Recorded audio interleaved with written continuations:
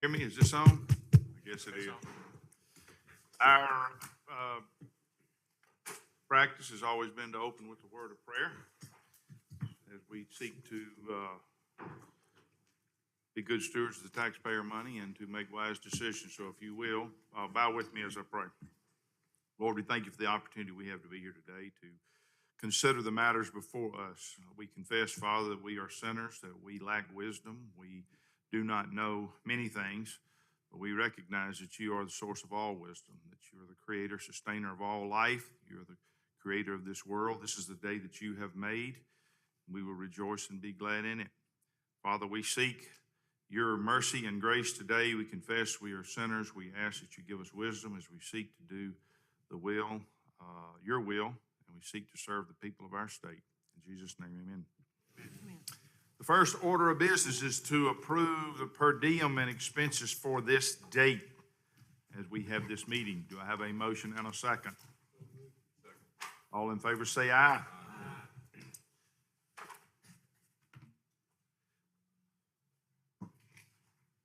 All right, next order of business is to go or to consider going into executive session for the presentation of our staff. So I need a motion that we go into closed session to determine the need. I'm not sure I understand how this is written. We need a motion to go into session for executive session for purposes of staff presentation. Do I have a motion to do that? Second. All in favor say aye. Aye. Very good. So we are now in executive session. Anybody who is a visitor and is not a part of the staff, we're here for presentations. I don't see anyone who falls in that category, but if you are, we would ask that you excuse yourself. So at this point,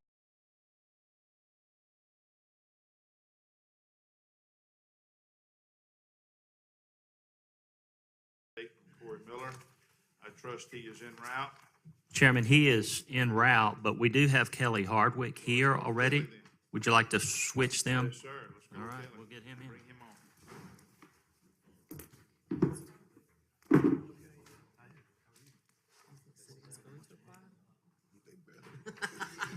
You would know, right? Should have been camped out 2 You should have days been the ahead first of one to time. apply. Waiting with bated breath to be the first applicant. Well, I think everyone wants to give them the money, so they just need to apply for it. I'm sure they got the expertise down there for that. They probably need to hire one of these engineering firms to help.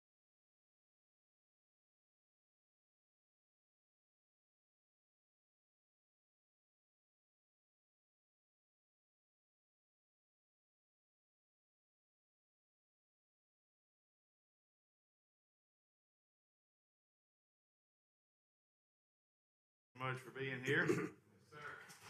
We are looking forward to your presentation, so we'll recognize you to proceed. All right, good morning. I'm Kelly Hardwick, the State Personnel Director, Executive Director of the Mississippi State Personnel Board, a resource for state agencies committed to ensuring a quality workforce and helping agencies achieve their mission through their employees. We do this through our 4 main divisions, operations, employee appeals board, training and development, and finally, classification, compensation, and recruitment. Today, I will be presenting an overview of the state of the workforce for fiscal year 2022. MSPB serves 23,561 full-time employees in 71 master agencies. This is the number I'm referring to when I say MSPB employees or state agency employees. This is approximately 28% of the whole state government workforce. Other familiar parts of the state government workforce include public school teachers, universities and colleges, and legislative branch and the governor's office. The total number of employees in the state government workforce consists of nearly 85,000 full-time employees. This has remained static over the last several years, whereas the MSPB employee count has significantly decreased. So who are state government employees under MSPB purview? 52% of the MSPB employees are African American and 46% are Caucasian. The average age of state government employees is 45 and a half years, with an average year of service of 9.4 years. 62% are female and 38% are male. The average salary as of the end of fiscal year 2022 was $43,599. As an aside, because of the generosity of the legislature, the average wage in September 2022 was $45,300. This reflects the funding of the minimum salary under Project SEC Squared, which will be discussed later. This also includes giving state agencies additional funds to fund further compensation increases based mainly on performance, longevity, and equity. The average salary of state employees in the adjoining states is $55,099, led by Tennessee's average of $61,261 and Arkansas's low of $50,394. Further comparisons show that 84% of our employees earn less than the average American salary, and 60% of our employees earn less than the average Mississippi salary. 74% of our workforce earn less than $50,000 a year, and less than 10% of all MSPB purview employees earn more than $70,000 annually. Now, regarding geographical location, 55% of the state agency's workforce is outside the Jackson metro area. 15 agencies have a majority of their workforce employed outside of Metro Jackson. Generationally, in percentage slightly askew from the national workforce, Gen X is our most represented workforce group with 38% of state employees versus 33% nationally. Traditionalists, baby boomers, and millennials are all less defined than the national averages. One encouraging indicator we have is that our Gen Z population is approximately 7%, which is above the national average of 5%.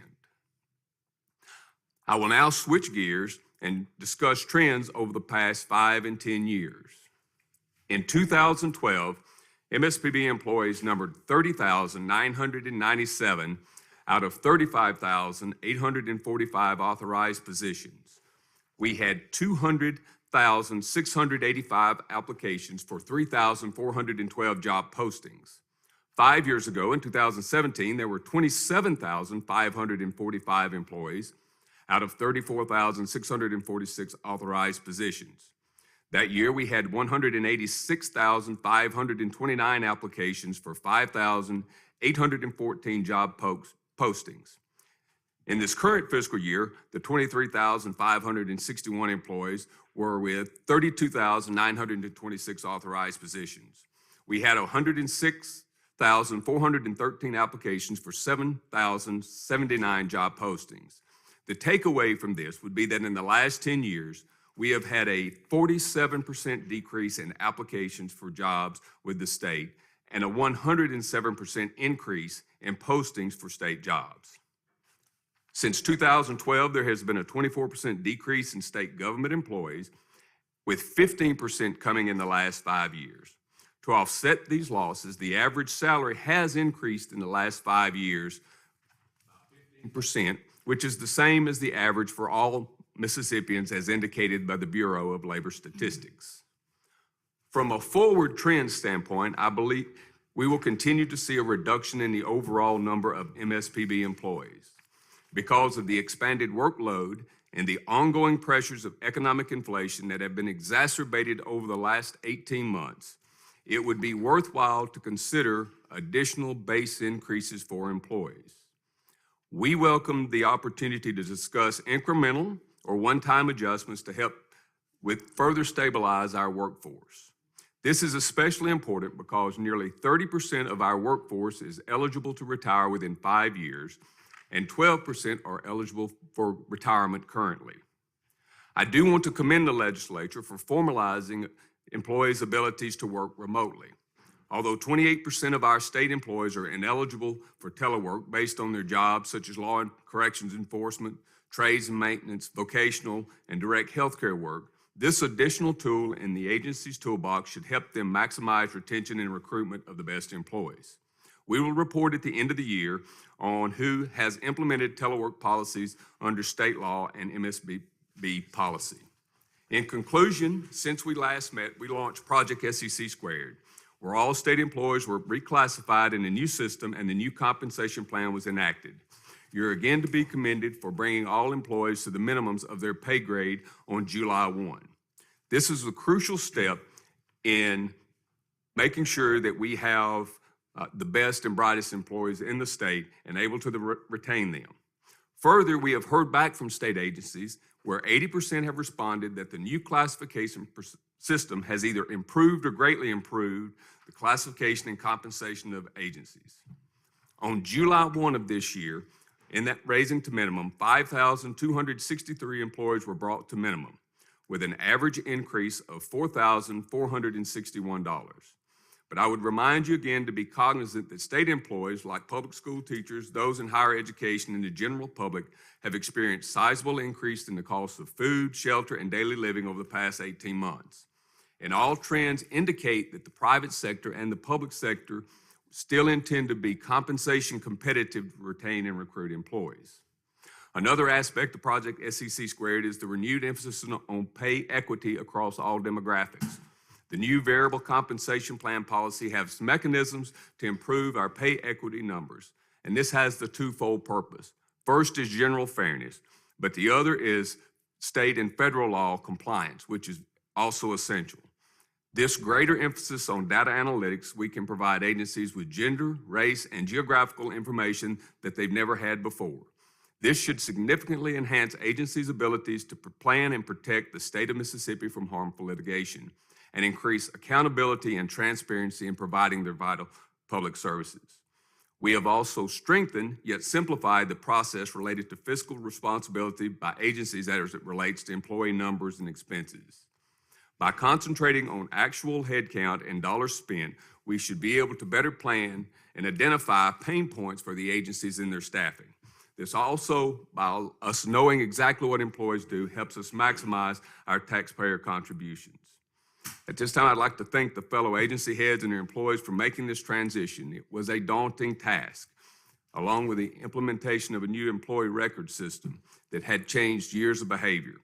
Although things have not gone perfectly, we believe the policies and plans can provide enough practical and workable employee compensation, classification, and recruitment for another 40 years and beyond.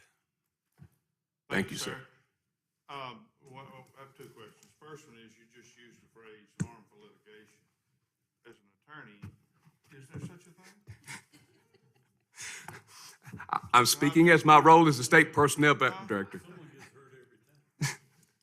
As an attorney, there's no such thing. Is there something? With my attorney hat, there's no such thing. Litigation is good. Yeah, it's all good litigation.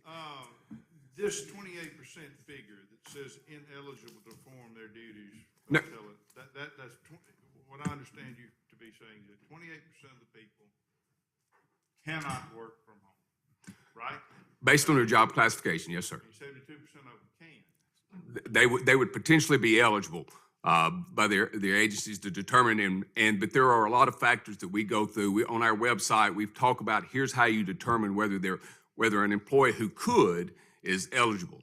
As an example, is an accountant can always work remotely, but they may not have the capabilities of being able to perform that work remotely. They may have issues where they cannot work remotely that the agency had determined. Yes. One of our agency heads told me during the COVID deal that they determined that 40% of their employees could work from home. So my question is, are there any savings to be realized there, both from the state and by the employee? If the employee can work from home, that's less gas they have to spend riding downtown Jackson or wherever they work every day. They put a lot of potential savings, maybe not eating out. I don't know. That puts more money in their pocket if they could work from home. Yes. We as a state could realize savings by renting less office space or whatever. I'm just thinking outside the box here. Generally, that's what happens is that entities, both public and private, have seen a reduction of a footprint. They've allowed what's called hot desking, where employees don't always work from home. They will work, it's a hybrid schedule. They'll be at home some and they'll be in the office some, so they'll hot desk where they will come together, which gathers savings. Thus far, we've seen some reductions in the cost to agencies because they are able to reduce their footprint to be able for everything from utilities and that nature that helps reduce the amount of money that the state has to spend. So you reevaluate whether we do need to add more space, or is there potential space of non-state-owned buildings that we could reduce that and maybe pull everybody into a state-owned building. So there could be some savings seen, and we'd be glad to provide information to the legislature as if they're looking through those mechanisms. But you're exactly right on there are two big things for employees. It makes us competitive, and that's from the state standpoint, is that quick anecdotal is that I recently hired a new office of training and director. Jan Sims retired after 30 years. My number one candidate, she told me that I have not worked in the office. She works for a Fortune 500 company here in the state. She directs their training. She says, I haven't worked in an office, and I'm not working in an office again. I went ahead and tried, but I didn't get this person. So that's what's out there, is people are looking for this, especially the Generation Z and the younger generations. The dynamics have changed. And so so from the agency standpoint, it helps you retain your best and brightest, which saves you money. But with all the technologies available, Zoom meetings and all the other things that are out there, it just seems like some savings could be realized if we think more aggressively about this, and the employee could end up with more money in their pocket. Yes, sir. Without having to give them any more money. Yes, sir. They could live or stretch those dollars even further if they don't have to incur gasoline costs and the things that they do when they have to go to work, buy a coat and tie, stuff like that. I have don't know heard if we can encourage our agency heads and employees to think along those lines, but that might be a good way to approach some of this. Other questions by any committee member? Yes, sir, Lieutenant Governor. Would you introduce your staff, please, sir? Yes, I have Brittany Frederick. She is my director of communications. Every good thing you hear from us and see from us is her. Ryan Beard is the least well-known, but the most important person in state government regarding all of this. He's the director of class comp and recruitment, and harangued me 5 years ago when I first started and said we need to do something different and better for the state of Mississippi, and has probably saved the state, I will say, close to $100 million already under Project SEC Squared, and how this has been done. And so he spearheaded that. Henry Williams is our director of operations. I was able to secure him from another agency. He has a long line of both public and private sector in dealing with operations, and does a great job for me on that. A couple of other things. First, on how many of our employees are working from home? Currently, we're in the process of getting that information from the agencies. Under the law that was passed, we have until December the 31st. Right now, about 30% of agencies have instituted for employees have instituted a telework policy. The agencies themselves are retaining that information right now, and we will be gathering that information and making the report in December. We would suspect, if I had to speculate, probably 15 to 20% of state employees are currently doing some sort of telework, mainly the vast majority, which is a hybrid, which would be in a couple of days during the week and be off certain days during the week. And then, would you look at the productivity of that? Is the productivity the same, greater, less? I can give you anecdotal what's been said in the private sector. Several private sector says they're getting more productivity. From my experience with my staff, I'm getting more productivity when they're away from home.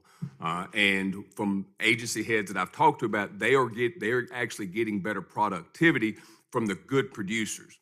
That now, just like any other thing, a bad producer in the office is going to be a bad producer away from the office. And that's something the agencies need to handle themselves. But what I have found, and what other agency heads have found, a good producer in the office is a better producer at home, because generally you save an hour or two from being able to having to go back and forth and work. One quick anecdotal is I talked with an agency head. He had a person I don't know if she was single parent or whatever. She had responsibility of dropping off a child in the Jackson metro area at a school that 7:30 was when she had to drop the child off. And that was out in Rankin County, out in the Northwest Rankin School District. And those of you, if you've never traveled Highway 25, Lakeland Drive, trying to come in the morning, it was impossible for this person to get to the office by 8. They were can't get to 8, can't get to 8, can't get to 8. And I said, well, try teleworking. Productivity went great when they allowed this person to telework from their house during the week because they weren't spending the 45 minutes trying to get from Northwest Rankin into downtown Jackson to their office. And so anecdotes like that, and I know that's very anecdotal and a one-off, but those are the ways that we see that things can be done.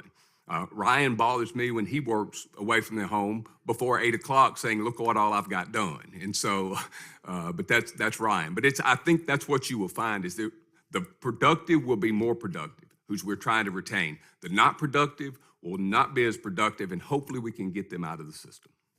And there's a number of different agencies that have asked for salary increases. You just went through a process in which you compared the market to the current compensation, and by all reports, and yours and others and mine and everybody else's, you did a great job doing that. Thank you. And now we're comparable or somewhere near comparable to what the market is outside. Why would we give just a blanket percentage increase? Why wouldn't we go back to where you did this before and look at each individual designation? Well, from the blanket increase would be one of those, would be an adjustment for pay based on the inflation that we've seen, in essence, a cost of living to be able to do that. Because the way the plan is set up, the minimums are set, and we're not going to adjust the minimums without legislative authority. We will adjust the market and give the agencies the ability to move with the market. What we're looking to do is the potential of, because of the inflationary pressures on state employees, is that there could potentially be a base move for the minimums and consideration for those that are above the minimums to help make sure they're equity and we don't have huge compression issues. That would be the reason for that. So you would propose that we do a flat increase of some amount on a percentage basis? Yeah, I would. And you can either do it incrementally, a small percentage for, say, the next 4 years, or you could do another, one-time deal that would carry forward for a while. Because of the way the plan's set up, you would have a lot of discretion on how you would do that, how you could do that if you chose to. Recommendations as to what the percentage would be? Not really prepared to, but off the cuff, I would say if you did it incrementally, you would look at a potentially maybe a 1.5% increase in base over the next 4 years, or a 5% across the board. Because as everybody is pretty aware, inflation over the last 18 months has gone up pretty big for everybody, and so those would be one of the two. We will. I can deep dive into that, and that would be my intention, to deep dive into that as we move closer to the legislative session. So 1.5% per year for 4 years. 4 years. Or 5%. One time. One time. Yeah. 5%. You're basing that on? What I'm basing on is looking what's happening in the marketplace and cost of livings adjustments that are being made in the private sector and the public sector across the country, just in trying to keep up on that. But again, I would take a deeper dive into it and could get very specific on what I would recommend. Thank you, Kelly. I appreciate your work last year. Yeah. Senator Kirby. Thank you, Mr. Chairman. Kelly, first off, I'm all for telework. I think it's a great idea, and I think it'll help a lot of people. But as long as constituent services do not suffer. As an example, I know there are some state agencies where people need to go in and talk to someone, and that's awfully hard to do at their home. So what I'm saying is, I've actually had people call me and tell me they've been to some state agencies and the doors were locked. And they said, well, we only had 4 people in the office today because, and so we locked the doors. Everyone else is working from home, but we're open tomorrow. Have you heard anything like that? Anecdotally, you hear some of that, and from my standpoint, I would say I would walk with you arm in arm to that agency and that agency head and say, number one, you're violating state law when you're doing these things, and the policies that you have to have people responsible to the public. That included in that 28% were those that cannot perform their job at home, and if you're meeting clients in an office, you can't do that. And so from that standpoint, if I hear of it, I address it with the agency. And like I said, if any of you hear of it, I'll be more than glad. You have more power than me, but I will bark behind you that's violent of the public trust and against policy and state law. Thank you. Any other questions? What's your name? Lamar, Trey Lamar. Thank you, Senator Gunn. Kelly, I've got a couple questions. If you could, I think you hit on this earlier, and just talk a little bit about the public sector pay versus the private sector pay. Can you kind of refresh me on what you were talking about on that? Yeah, on that, from the average salary, and one of the things to kind of point out where we're coming from is state government pay generally should be higher than the average Mississippian pay. Across most states, it's that way, and others, because we don't have a certain segment of the BLS standards. As an example would have been the average pay last year, from the last data we had, was about $42,700 for the average Mississippian. In comparable job classes, though, that average was close to $50,000. We don't have a lot of service industry workers. We don't have a lot of workers that deal on an hourly type basis. We do have some, but it's just not as prevalent as it is in the private sector, sales reps and things of that nature that generally drive that market down a little bit. So where we are now is from a comparable standpoint versus the private sector in Mississippi, we're still below on the average with the 45.3 based on last year's numbers. We're waiting on BLS to get us, we'll have those. They come in September, early October to know exactly what from a comparable standpoint is. So from where we are, there is a reduction based on comparable jobs in the state of Mississippi. Great deal less than the American average. At this point, we're just a little bit above the average Mississippian, and when you're comparing apples and apples, we're still below on the compensation for state government employees.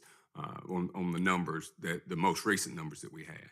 What's our historically? Is that pattern been the same? Yeah, historically the gap has been much bigger, which is one of the reasons that we have. And so the gap is getting smaller, but it's still a pretty substantial gap. Thank you. Yeah. Any other questions? Thank you so much. Appreciate all your hard work. Appreciate this information. Thank you. Thank you for you and your team. And as a reminder, I think you have handouts that detail a good bit of more of this information. Yeah, we got that. Yeah. You did a good job. All right. Thank you. All right, we're going to proceed with Corey Miller. I see he has arrived, so we will invite him to the table. I think there is, his report is in your packet.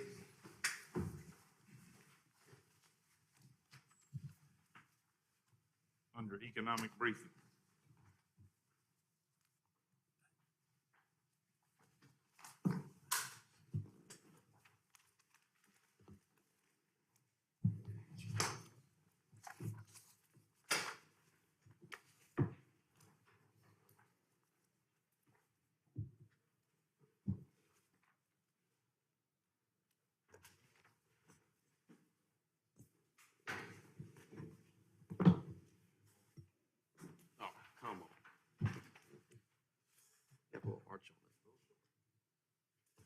Yes, sir, you recognize. Go Thank ahead.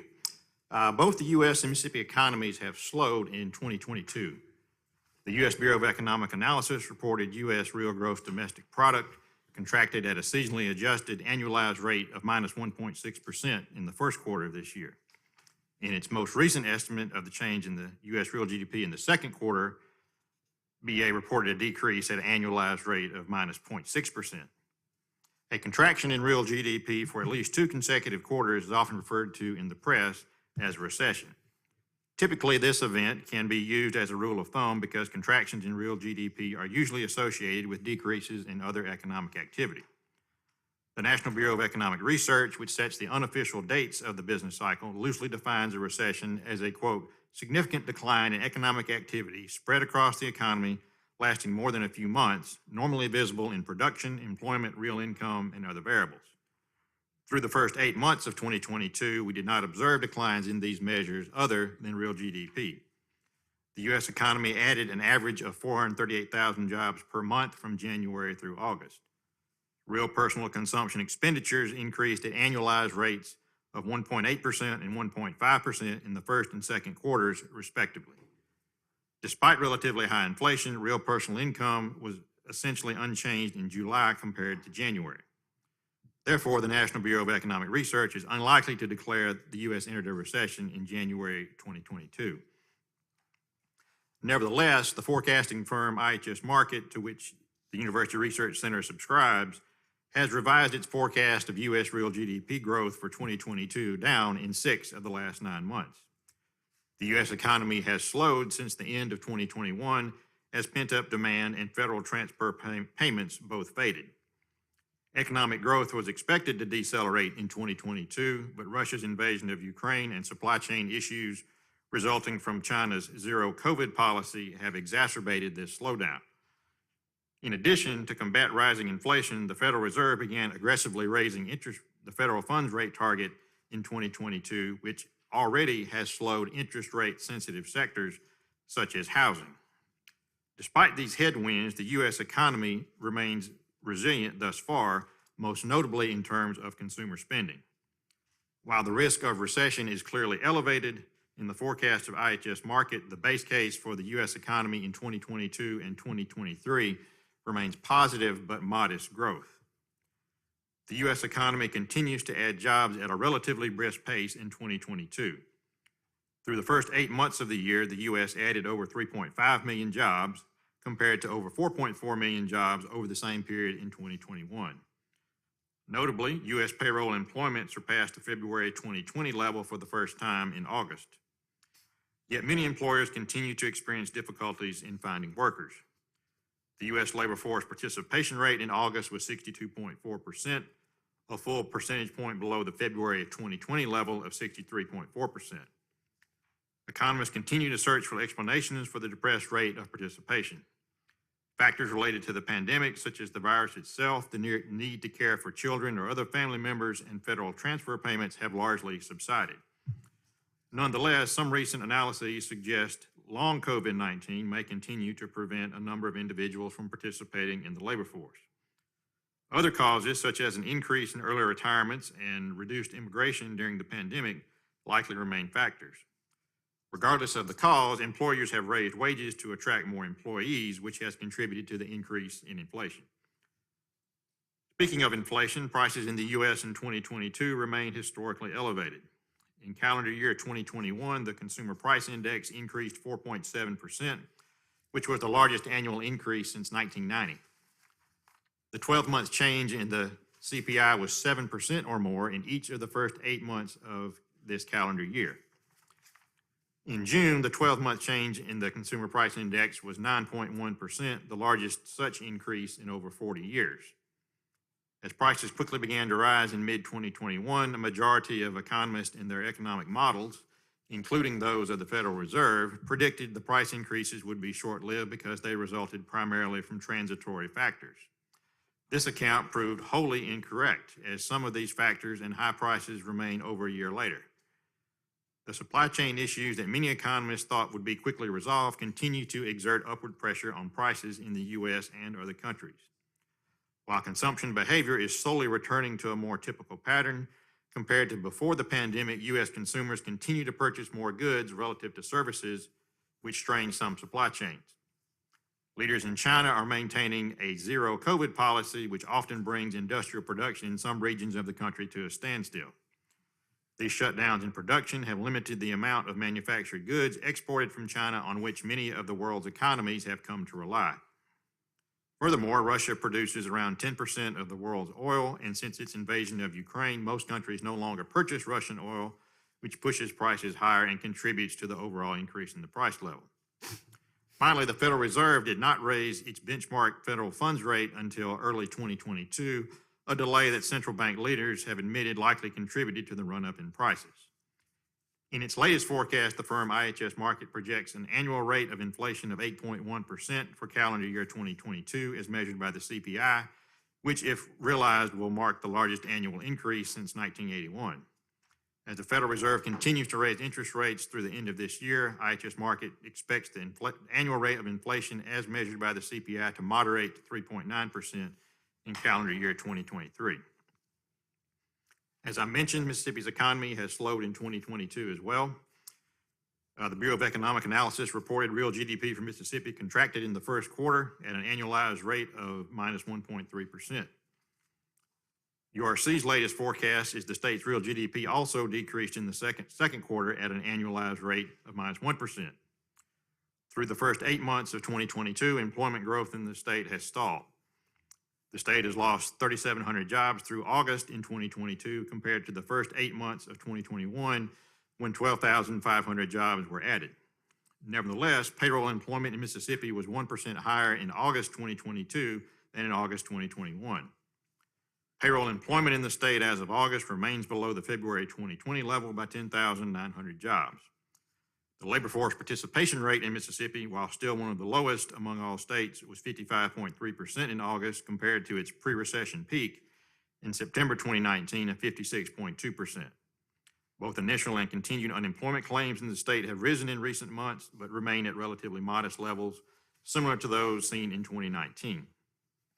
Real income tax withholdings in Mississippi were 2.5% higher through the first 8 months of calendar year 2022 compared to the same period in 2021. As in 2021, the state is expected to experience relatively strong nominal wage growth in 2022, but on an annual basis, the increase in wages likely will be less than the increase in inflation. Sales tax revenues in Mississippi adjusted for inflation from January through August were down less than 1% compared to the same period in 2021. This data suggests consumers in the state have largely maintained their spending despite the rise in inflation.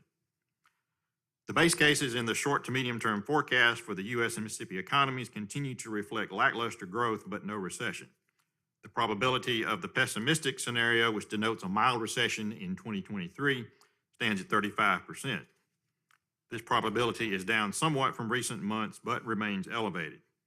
An economic shock in the coming months, such as a natural disaster or geopolitical event, most likely would tip the U.S. economy into recession. Regardless, the firm IHS Markit expects U.S. real GDP to resume growth in the third and fourth quarters of 2022. The firm's latest forecast is U.S. real GDP will expand 1.7% in 2022, followed by 0.9% growth in 2023. Growth in U.S. real GDP is expected to improve to 1.3% in 2024.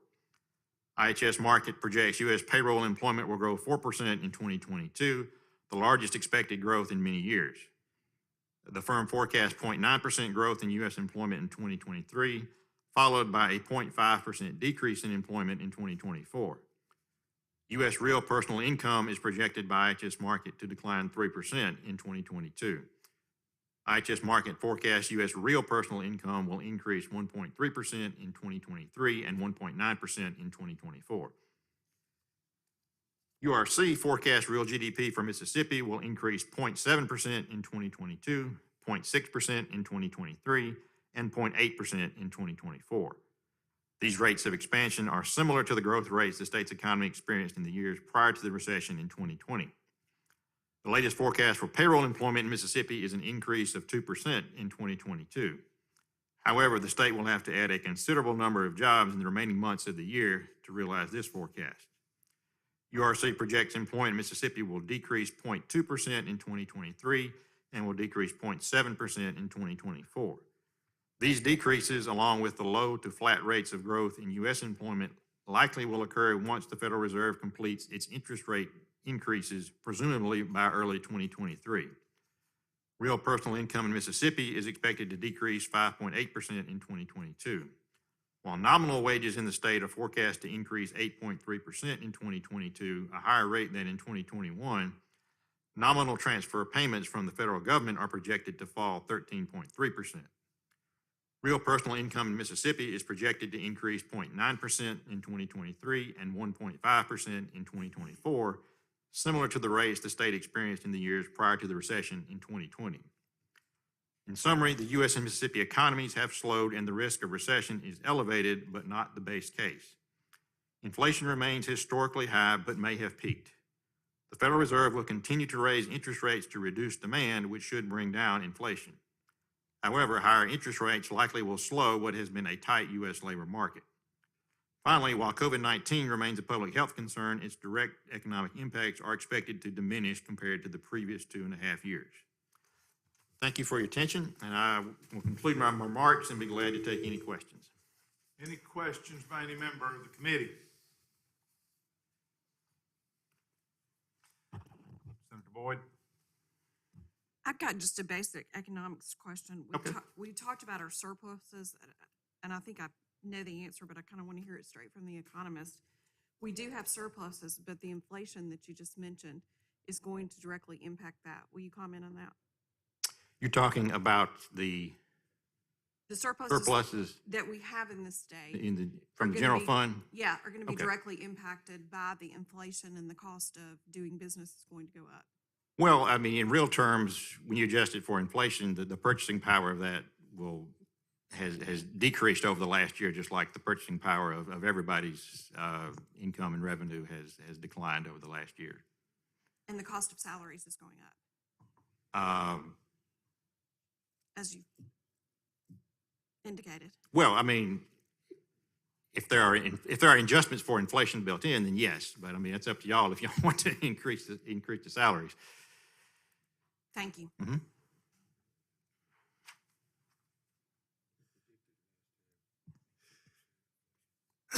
Any other questions?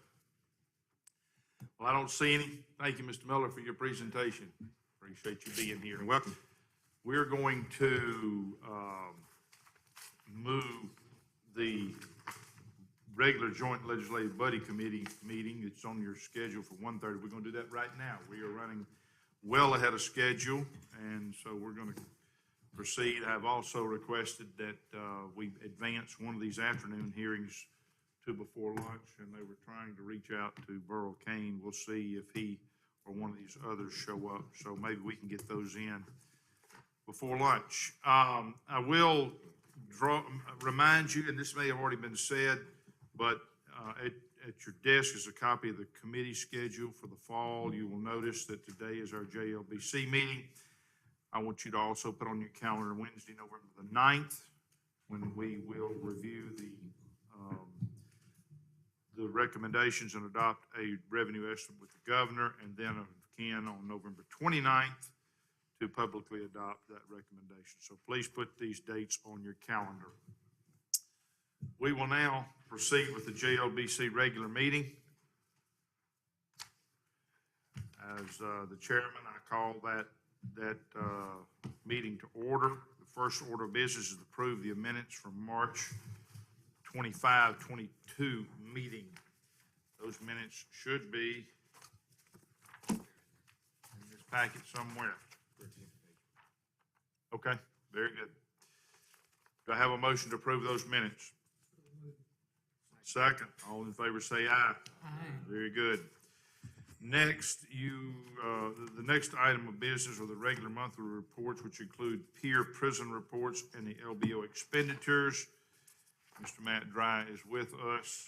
Maybe he is not with us yet. He is here. There he is. Should you have any questions about these prison auditor reports? The directors indicated reports are all routine in nature. So unless there are questions, they'll just be noted in the minutes. Anybody have a question about any of that? Yes, sir, Senator Horn. This is the prison audit report. Yes, sir. Okay. Auditor reports, prison auditor reports. So could the auditor comment on the fact of our prison ranks going back up over the last few months, much higher than where we were a couple of years ago? Could you comment on what's causing our prisoner ranks to go up instead of continuing to go down. Main driver is that the facilities are back open again. During COVID, there was no one coming in or out of facilities. So Excuse me, if you'll, I'm sorry, Matt, but we're apparently online and you have to speak into that microphone. So if you'll come forward and sit at that desk, and speak into that microphone, people who are watching online will be able to hear. Yes, sir. Thank you. During the COVID situation, the facilities statewide were locked down. No one was coming in, and we were only releasing prisoners. Now that we're out of that COVID situation, the facilities are back open and they're taking in prisoners again. And we've expanded. We've taken on Marshall County and Walnut Grove. We've opened those back up and taken them under state control. So that's going to give us a little bit more space for prisoners to go. So the numbers swelling are not owing to a lot of denials of parole? I can't say conclusively, but during COVID, the court systems were not adjudicating folks or sending them to facilities, and DOC was not receiving anyone. And now that that's been turned back on, the numbers are going to swell back up to their historic numbers of 19, 18, 20,000 inmates. I'm told we have about 21,000 right now. Yes, that's the last I saw. It wasn't that high, but it could have changed. So That's back up from a low of about 16,000. yes, sir. The lowest, it was high 15s at the lowest during COVID. Okay. Thank you, Mr. Chairman. Yes, sir. Any other questions? Thank you, Matt. Appreciate that very much. Our next item of business is to adopt our guidelines for the staff to use in preparation for the budget recommendation. Copy, yes, sir? Oh, we got to approve those reports? Okay. I have a motion to approve those reports that we just discussed, the prison auditor report. Second. Second. All in favor say aye. Ayes have it. Now we're on to the budget recommendations for our staff. Copies of those guidelines have been distributed, and the staff covered these earlier. I forget what page they were on. Do you remember, Mr. Greer? They were early in that packet.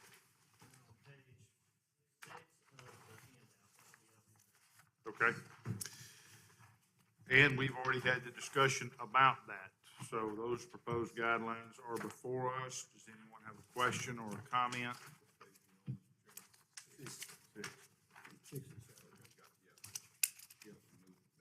Can I ask a question? Yes, sir. We have a second? Have a motion? Have a second? All right, we have a second. Now we move to discussion. Yes, sir. Thank you, Mr. Speaker. With regards on page 6, and I believe the Lieutenant Governor asked this question earlier, and it piqued my curiosity. And number 5 there, it says no funding for salary progression, salary equity, or title changes of positions not previously approved by legislative action will be allowed. Does that literally mean that with SEC squared and the way that statute reads, that raises and things, we got in a position with one particular agency where raises went into effect, and we were kind of in a take it or leave it type scenario. Yes, sir. I don't really want to be in that position again, and so I'm asking the question, is these guidelines, is that taking that into account, or does that literally mean not approved by, is legislative action mean appropriations, or does legislative action mean the law regarding SEC squared? As I was reading this, there's no compensation for salary progression, so everything is frozen. Okay.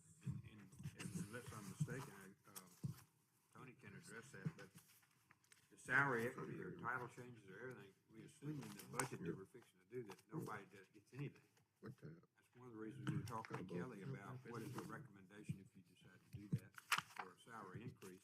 If so, that would be after the base is figured without any salary increase for inflation. That's the way I'm reading that unless somebody. That's the way I was reading it, but I knew other people's eyes saw it different from time to time, so I wanted to see what folks around this table thought. Good question. Yes, sir, Senator Thomas. In response to that, even though I read it the same way, I think the the statute would probably trump what we do on JLBC guidelines. So if there's, when we give back concession, if there needs to be something that conforms with this, we probably need to adjust the statutes. I agree wholly. Thank you. Any other questions, discussion? We have a motion and a second before us. I don't see any further discussion. All in favor say aye. Aye. Opposed, nay. The ayes have it, so the guidelines will be approved. We have attempted to bring forward one of these agencies for the hearing before lunch. Were we successful in securing one of them? They're on their way. All right, who is it? Correction. All right. So what I'm going to do is recess, subject to call, here for a few minutes until Commissioner Kane arrives, and he will take his presentation next. At that point, we will probably break for lunch and come back at 1:45. They're here. Okay, great. Bring them on then.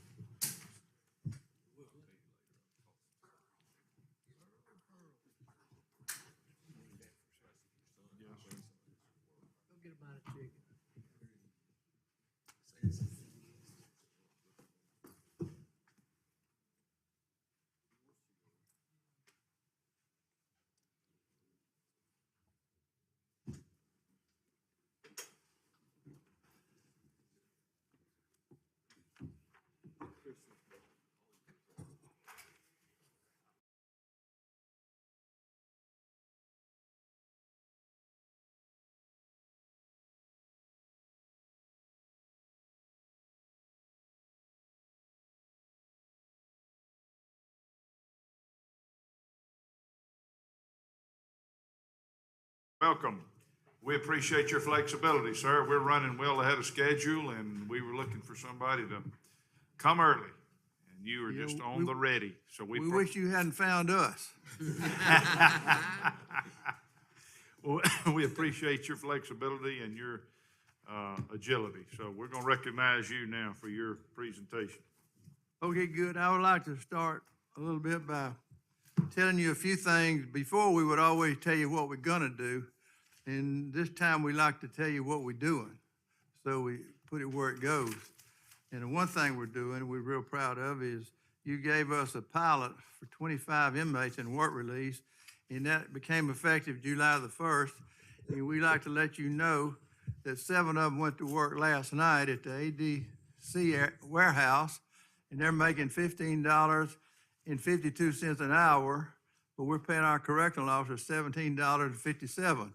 So maybe we need to switch ours over there a little while if we don't watch out. So anyway, they're working, and so we have the jobs for 22 of them now there, and so we'll have our work release program up and running. The other significant thing we did is, when it comes to reentry, we went and evaluated our entire population 4 years short, and we will have new case management plans for all of those inmates from 4 years, from here to 4 years before getting out. We also identified the inmates that are going to release in 1 year. And so we now have in place about 380 teachers who are certified that are inmates to teach skills and trades. And we have enough schools set up that we can accommodate most of those inmates, but not all.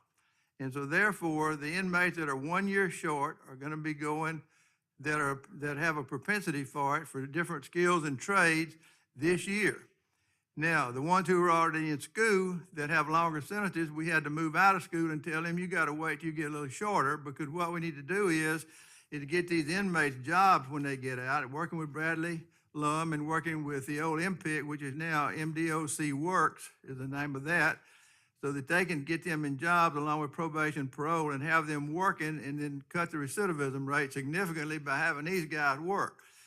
So we will move more and faster as we get more schools, but that's working now. So those things are in place, which we're real proud of.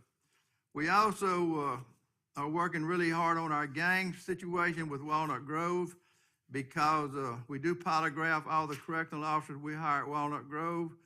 To our surprise, 1 out of 10 doesn't pass. The questions you ask is, have you brought contraband in our prison before? That's number one. Number two, are you a gang member? So with those two questions asked, 1 out of 10 fail. So what that tells us, what we're hiring in our prison is what's corrupting our prison, because we're not hiring people like we should. We hope to see the pay raised, because yesterday I spent an hour and a half with the Justice Department talking to them about MDOC. Here's really where we stand. They cannot accuse us of indifference, absolutely, and they admit it.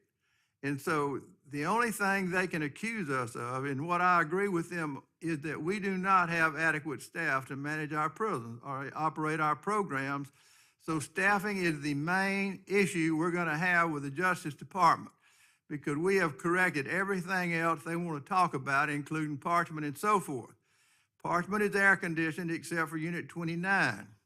And then we're moving to air conditioned 720 at CMCF. Now, the other major difference is we're running out of space for females a little bit. So here's what we did. We're going to open Delta in Greenwood, as a women's prison with 300. And we're going to move the women that's in CMCF across the street inside the enclosed fenced area that is 720. 720 we hope to air condition by the spring before it gets hot again. So that's good for that. Anyway, we'll have women then in more north Mississippi, not northern Mississippi, at Delta, so that we'll be able to have inmates there that are closer to their families in North Mississippi, more accommodating that and so forth, and then have two places to go. If you can't live good at one, you probably can live good at the other, we hope. So we'll have two prisons there. Then we will open up the women beds in CMCF when we go to 720 with males at 720. Also, we plan to open immediately the 400 beds at SMCI. And so we're okay with that with the health department, even though we are fixing the sewer with the ARPA money. So that made them agree to let us go ahead and open. We also are opening 200 beds at Marshall that was left in a mess after MTC left. We've repaired all that in-house with our own staff without any contractors. And so those are going to open right now immediately, and we hope to open quickly this next 2 weeks. F zone on 29 at Parchment, which is about 160 beds. So you can see we're increasing bed space as fast as we can, which is adequate enough for the intake. Let's talk about the intake. We had 2,000 backlogged when the COVID stopped. Took the 2,000 in, but immediately we're 2,000 again. So what that tells us, the folks, particularly on the coast, and as I talked to one sheriff yesterday, they had to start 2 grand juries in their county because they're arresting more people. More people is coming to us. And so someone would say, well, Mississippi is the most incarcerated state in America. Well, my response was, well, maybe it's the safest, because we do have grand juries. Our court system does send people to prison. So that's good. So that's where we are with our intake and so forth. Now I can continue, but you may have questions because I don't want to spend a whole time talking, but I'm just kind of looking at some of the things we did with the Justice Department. The other good thing, one more good thing is we did open Washington with 100% inmates that need GEDs or HiSETs. So we thought we'd specialize some of the regionals for that. And so we also have them tablets because we just awarded they're getting tablets because now we move in that direction with our phone company. Also, the inmates at Walnut Grove do have tablets because we wanted them to have something to do because they don't have much else to do but sit in their cell and then do some programs a little bit with us because those people are the main gang leaders. We did send one yesterday to New Jersey that needed to have a new place to live so he could kind of adjust better there because he can't adjust with us. So we are still trading. So that's a good thing. He left out of Walnut Grove for there. So let's talk about the research. The research is going to help us with the Justice Department because it's hard for them to say that we're out of compliance when we're having major research. The research is coming from Pepperdine and from Baylor University, and that's $1,400,000 we've raised from the private sector, no tax dollars, to pay for this research with Pepperdine. I was just there last week, And so they're gonna be looking at the thing we do that nobody else has done in the country, and that's using inmates as teachers to teach other inmates the skills and trades, because we can't afford the teachers and no prison system can afford the teachers. So nobody's ever realized that the inmates is the greatest resource we have, so reach over and get them.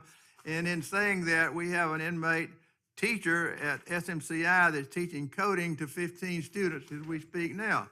So that's sophisticated teaching. We're not looking to teach you to sweep the floor. We're looking to teach you to be certified as a tradesman with ASE certification or NCCER.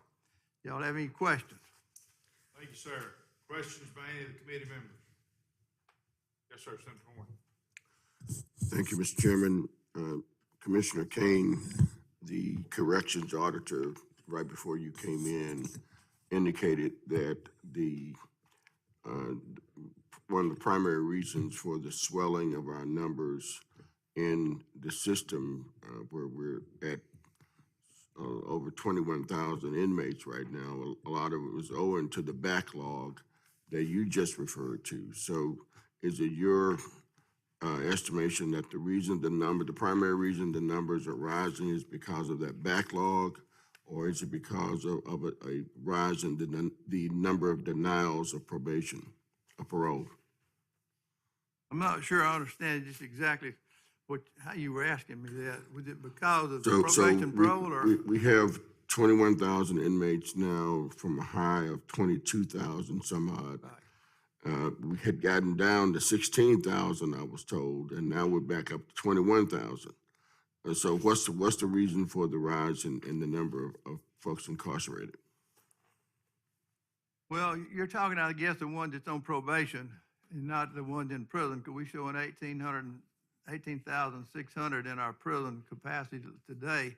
But I don't know. I really don't know. It's something we don't know why the rise is coming. We know that our probation pro folks, we got behind with the number of positions because we run into problems with hiring, because we have to open wide open, and the personnel board worked with us well.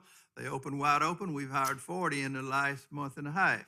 So we're back to getting up. We ran up to 80 vacant again because the process is complicated to get them all hired, because you get a few numbers and names, and then you had to work that, and then you get a few more. Finally, the personnel board opened up and get wide open. Here we go. We did that when I first came here. So we're filling back up fast with probation parole officers. We have to be full with that. And so we want that not to be the problem. I don't know the problem, really, why we have that many.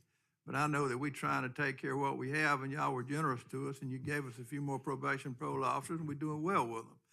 And so we're trying to do our job. So what we hear is that there are a larger number of denials now than there have been in recent years. Is that true? It is true, but here's what we did.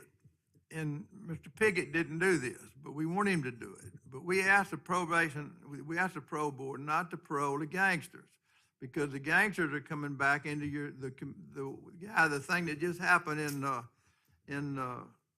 well, you can just look at the major crimes, and it's going to be people that were paroled out of prison in some cases that were in the gang. And the one that happened just in Tupelo, that guy was a gangster. He'd gotten out before. And so the guy that was killed across the river in Greenville and they burned the car, that guy was a gangster. And I would send that in every time to show that the gangsters were the one doing these major crimes. Don't parole a gangster. Why would you parole him? He's going to go back in your community and cause extortion and chaos and corruption and do what gangsters do, and they get our kids involved. So this right now, we don't parole gangsters. So that's a good thing. So that cuts some down, but you want to keep people in prison that's going to hurt you. You are safer, I feel like. And that's what it's all about. And that's why I made the statement. I didn't care how many we had. I wanted us to be the safest state. I think that's really what you want. So I don't think that's really it. It's that backlog that we arrest more people, I think, and we have more people coming in, like we mentioned, and we see it on the coast. I mean, they loaded.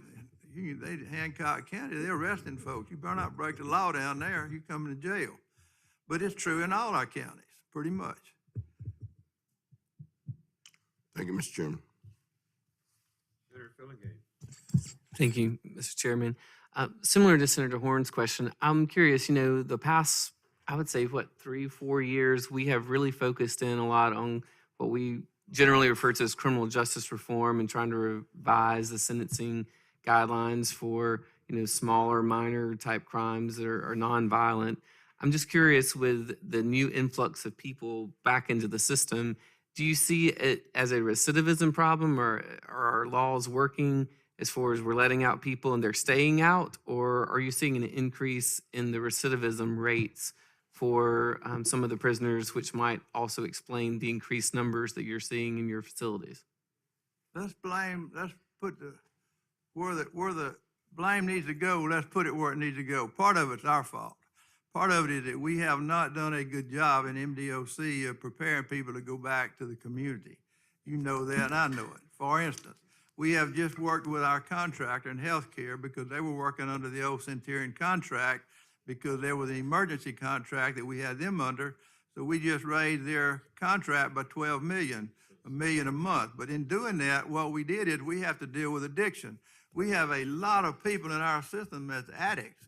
And that's what's feeding the gang and the money. So what we're doing is we have 2,700 slots now for addiction. And that's gonna start happening October the 1st. And so we will reboot all our addiction programs so that everyone who is teaching people or working with addiction, that they're certified and have credentials, whereas now they don't. And so that's gonna correct that. We'll have a more effective program. But when the gangster is extorting someone for money because he's on drugs, and so then we're gonna scoop up the extorting gang members and put them in Walnut Grove, but the guy they're extorting that's calling his mama and saying, send me money, he's the addict, we're gonna force him to go into treatment whether he wants to or not, which probably won't work because he needs to want to, but we still gonna make him go to treatment because he's sitting here wanting drugs, he needs to be in treatment. So now we have a slot for him to go and a place to send him for drug treatment.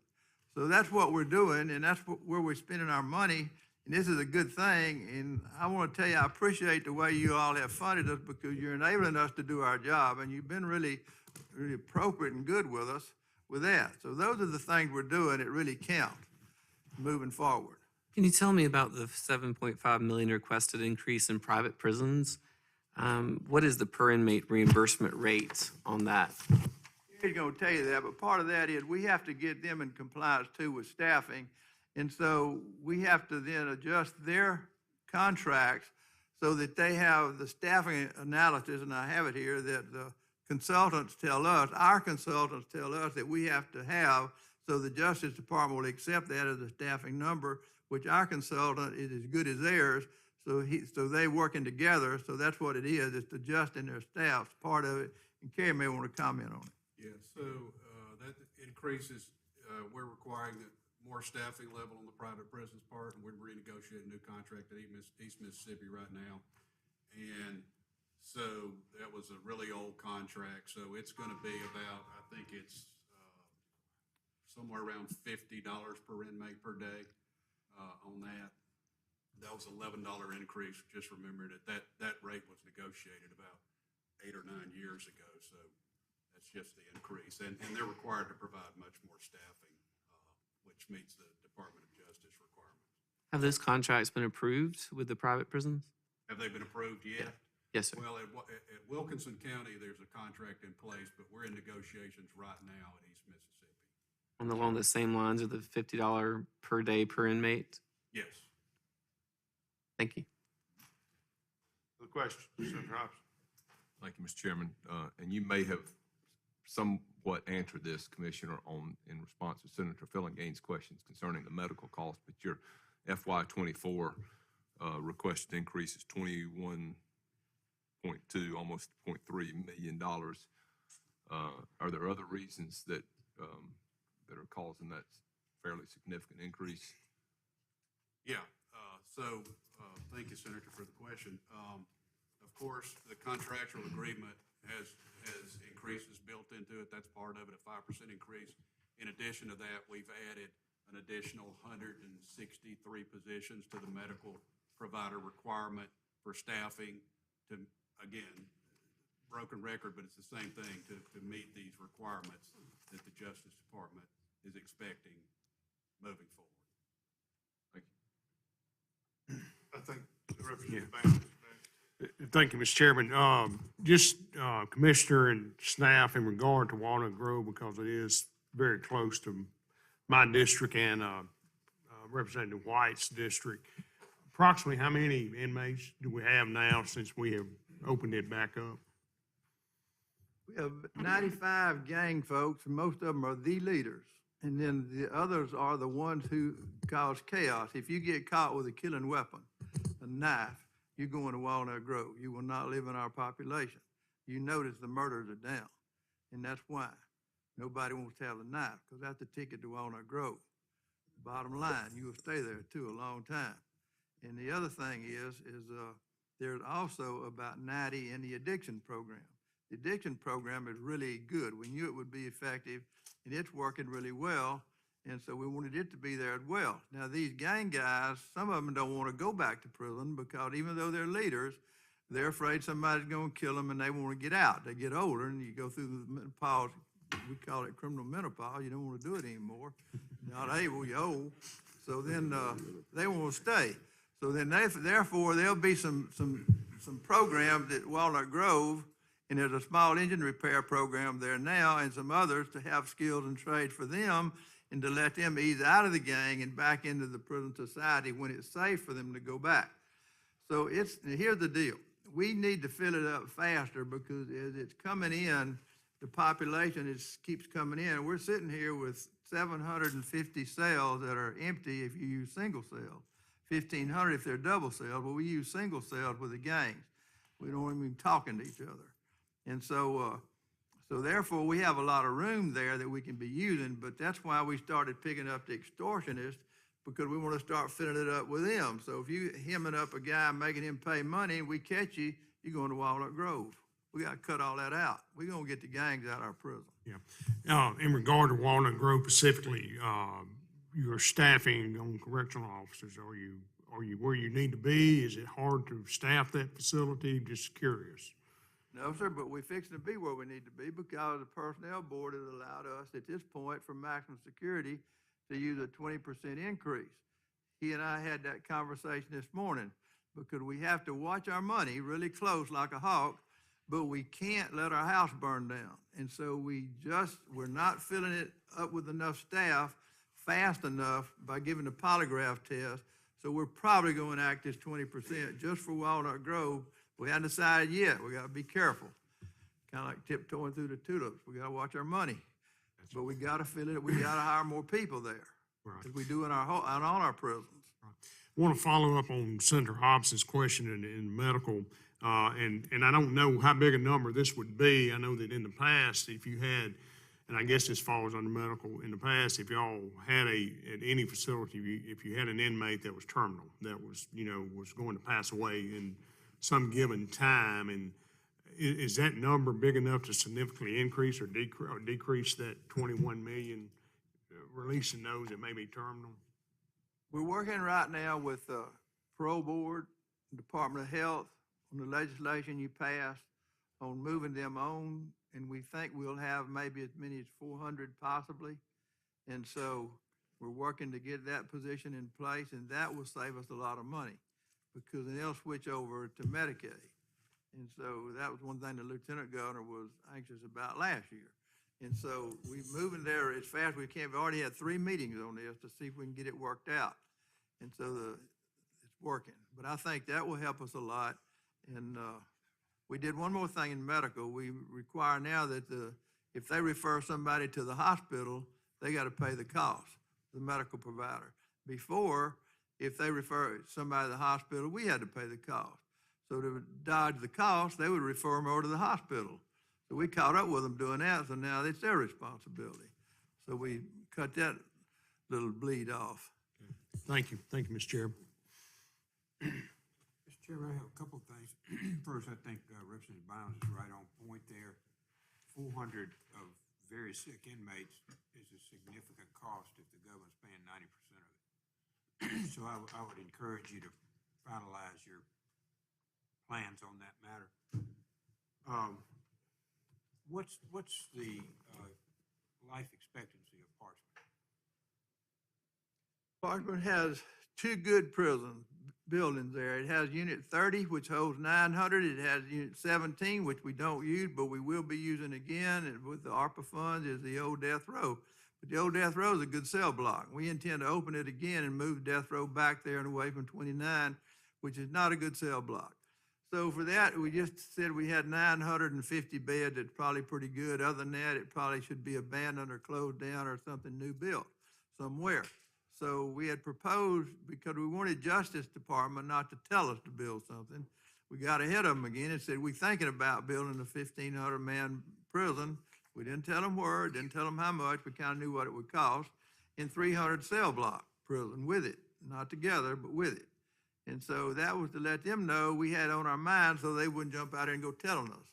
So I'm glad you asked that, because we probably do need to look in the future that we would do something to replace those buildings that we would have to close at Parchman. It presently has about 2,400 inmates there. So you're going from 2,400 to 900? Well, we'd go to 9 if we closed the others, but we wouldn't close them right now, and that's why we asked, we thought we might do 1,500, because 15 and 9 would give us back to 2,400. So that's about what the population at Parchman maybe could hold, because when we're hiring now, we're gaining a little bit more ground at Parchman than we are at SMCI and CMCF, but maybe they're working harder to hire. Now, let me mention this right quick. We spent $95,000 promoting corrections jobs in this state with radio, television, billboards, and so forth. Some of y'all may have seen them, but it still didn't get us nearly anywhere close to where we need to be. So you're going from 2,400 to 1,500 now? That's Not- your immediate? No, sir, we don't plan to close anything. We can limp on along with what we have. We'll keep open. And as I mentioned, we're gonna open F zone in 29s. It's still usable. It's just getting old. Okay, and so, in this period that we're anticipating, making adjustment with a new prison or some other facility, what is a time frame for that? Are you looking at that being done next year or 2 years from now? Or, because I see you're doing a lot of repairs and maintenance at Parchman, but I wouldn't want to pour money in there if you were going to build something else. Well, the price of that prison would probably run $200 million. I didn't figure y'all want to hear that number. And so we kind of got to see where we are, and we want to see the impact we have with cutting recidivism rates. And it's just me talking. I don't have anybody else been coaching me one way or another, but it's been on our mind that at some point it all wears out. So therefore, at some point, you're going to have to do something, but it may not be 5 years, 20 years.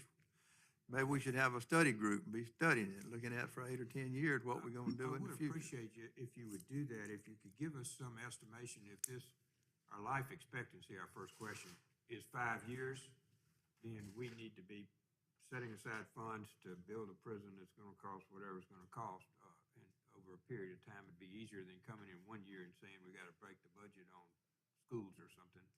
Okay, $200 million. we'll have that done. Yes, sir, and we had sent you a note about that. I think that's important, the life expectancy and the phase in or out of certain portions of there. I know you have issues, as you just mentioned, in getting people to work there because it's a long way, it's in the middle of, it's a long way for people to commute in and out and whatnot, so I know you've done that. One question I have had repeatedly from some of my sheriffs is, how long does it take to pick up parole violators? Well, it doesn't take that long. The thing is, there's about 5,000 of them out there. So we have 5,000 people in Mississippi who have violated parole. But They they're have still on the warrants. streets. Yeah, we did have 7,000, 8,000. We worked on that a while, but what happens is when you pick them up, you got to have a bed for them. If you revoke them and put them back in your system, and some of them can just go back before the judge and be resentenced to some sort of transition housing and all. But if we were to go catch all those guys, which would be impossible anyway, but we wouldn't have a place to put them. And so that's our problem right there. But we are working on it. We can and do pick them up. We ask local government to help us as well, because they all have warrants, and the warrants go to the sheriff and everybody. I don't think it's acceptable to have 5,000 violators on the streets to the public. And so I'm not sure exactly why that occurs. It shouldn't occur because we don't have a place for them. Whatever it would be necessary to do that. Some of these are violent, some are nonviolent, some are all kinds of different things. Didn't show up for court or whatever. But I don't think, I appreciate you cutting it from 8,000 to 5,000, but having 5,000 people that have violated parole on the streets of whatever town in Mississippi, that's not acceptable. So you've hired additional people, right? You've hired additional parole officers to do that? I have. Yes, sir. How many did you hire? I've hired right now, I had 80 vacant again, I've hired 40 in a month and a half. Yes, sir. I knew you made great strides towards that, and we get good reports on that. I would like, if you wouldn't mind, providing before our next meeting, I think is what time? November the 9th. Would you give us a program to eliminate that based upon both the severity and the number of days someone has been on parole violation? If they've been on parole violation for 6 months or a year, they don't ever think they're ever gonna get picked up, which they may not, apparently. And the other thing is the severity. If a parole violation is a violent felon or someone that has had a carjacked or any action with a gun, those would be priority, it would seem to me, to be brought off the streets. And I know you're making progress on that. I would appreciate if you'd let us know by the 9th.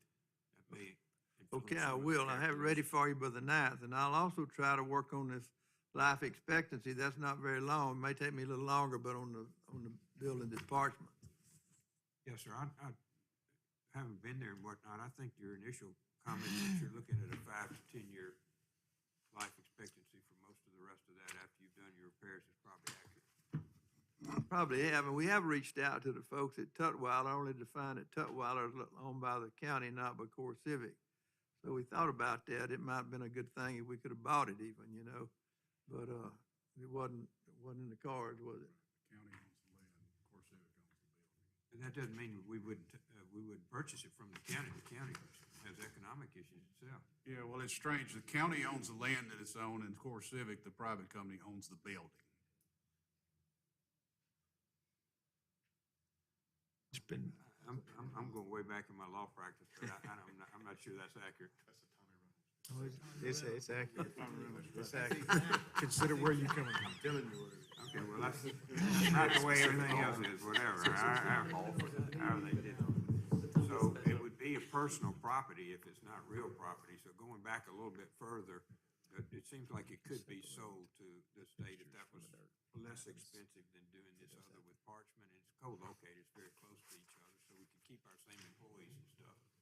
So I would ask you to explore that, whether or not the county doesn't have to sell it, we just lease whatever, we pay for whatever the county is, so you'd be paying for this physical plant that's possibly owned by someone else.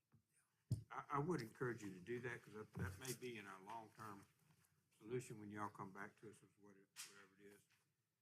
We try to tell you that by the 9th too. Sir? We'll try to tell you that answer by the 9th as well. I appreciate the positive changes, Commissioner, that you have instituted there, and we appreciate your work. Thank you, Mr. Speaker. Senator Boyd, did you have a question? I have You one. had your hand up. Just to follow up, Commissioner, with what you said one of the major issues in talking with the DOJ is staffing issue. Do you know how many pens you have right now that are vacant? Ooh, I got 1,000 pens vacant in security probably. And then there's 40 or 50 in probation parole. But we have to fill these pens. That's all there is to it. We don't get these folks hired. You down to 2, you be like Alabama. And we can't go there, so we're gonna have to work really hard with the personnel board to come up with a way to get to $19 an hour, $19.50, and that's what even the folks from Justice Department talked to me about yesterday, because that's what you're doing. Arkansas is trying to get to 50 to 45,000, and they're trying to combine with state police. Texas is at $20 an hour, and Tennessee's at 22, and that's just the money it costs.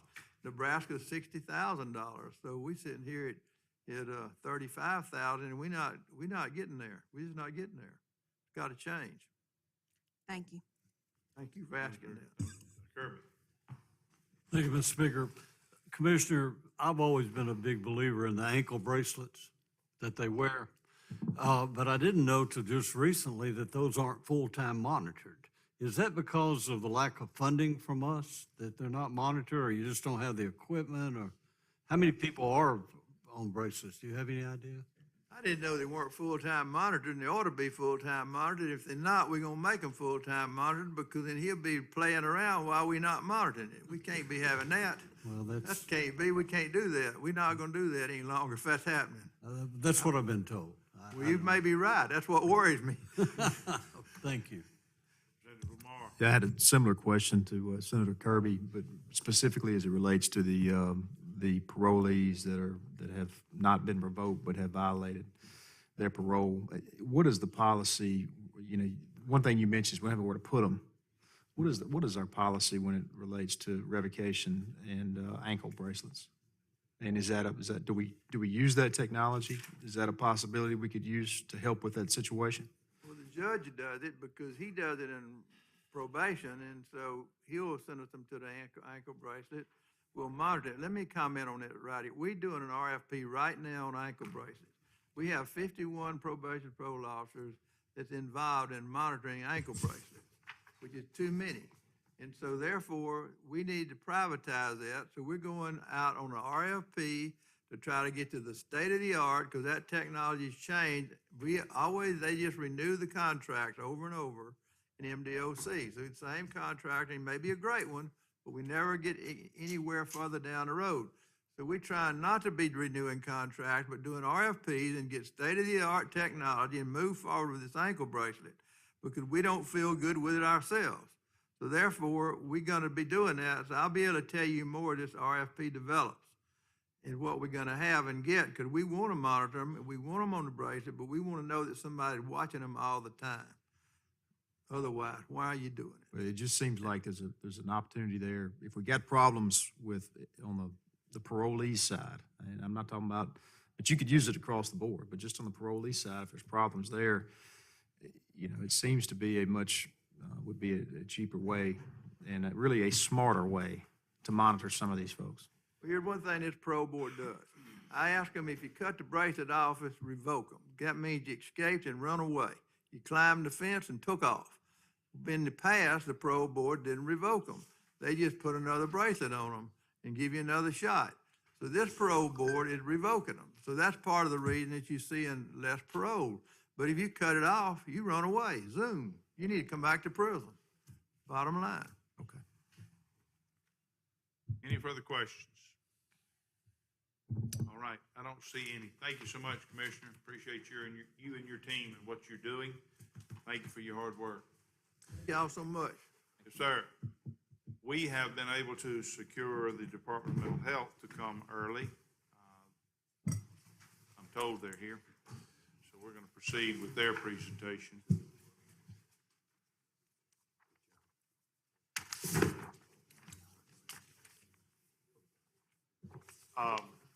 For the committee, this will conclude our work except for Child Protective Services, which due to previous speaking engagements and appearances, they cannot be here till 1:15. We have talked to them. That is the earliest that they can get here. So the question for the committee is, after this presentation, we will be done except for that. So the only reason to come back after lunch would be to hear from Child Protective Services. Is it your desire to come back and hear from Child Protective Services, or shall we just dispense with that one and be done for the day after this one? What's the pleasure of the committee?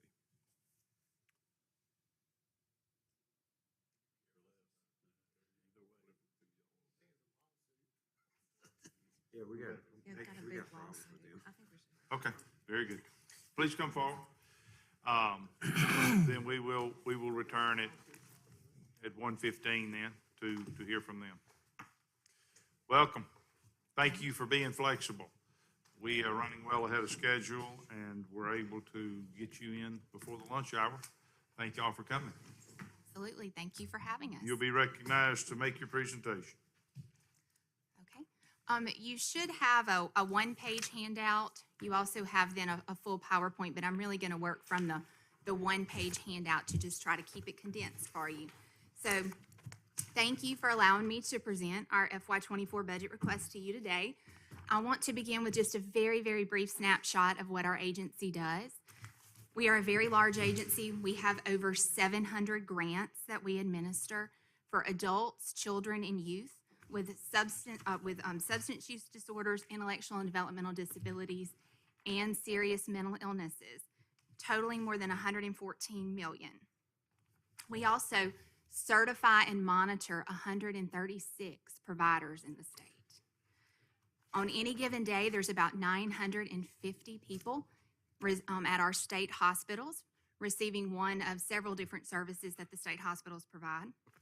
On any given day, there's about 1,280 people that are receiving services through our IDD regional programs in their community home.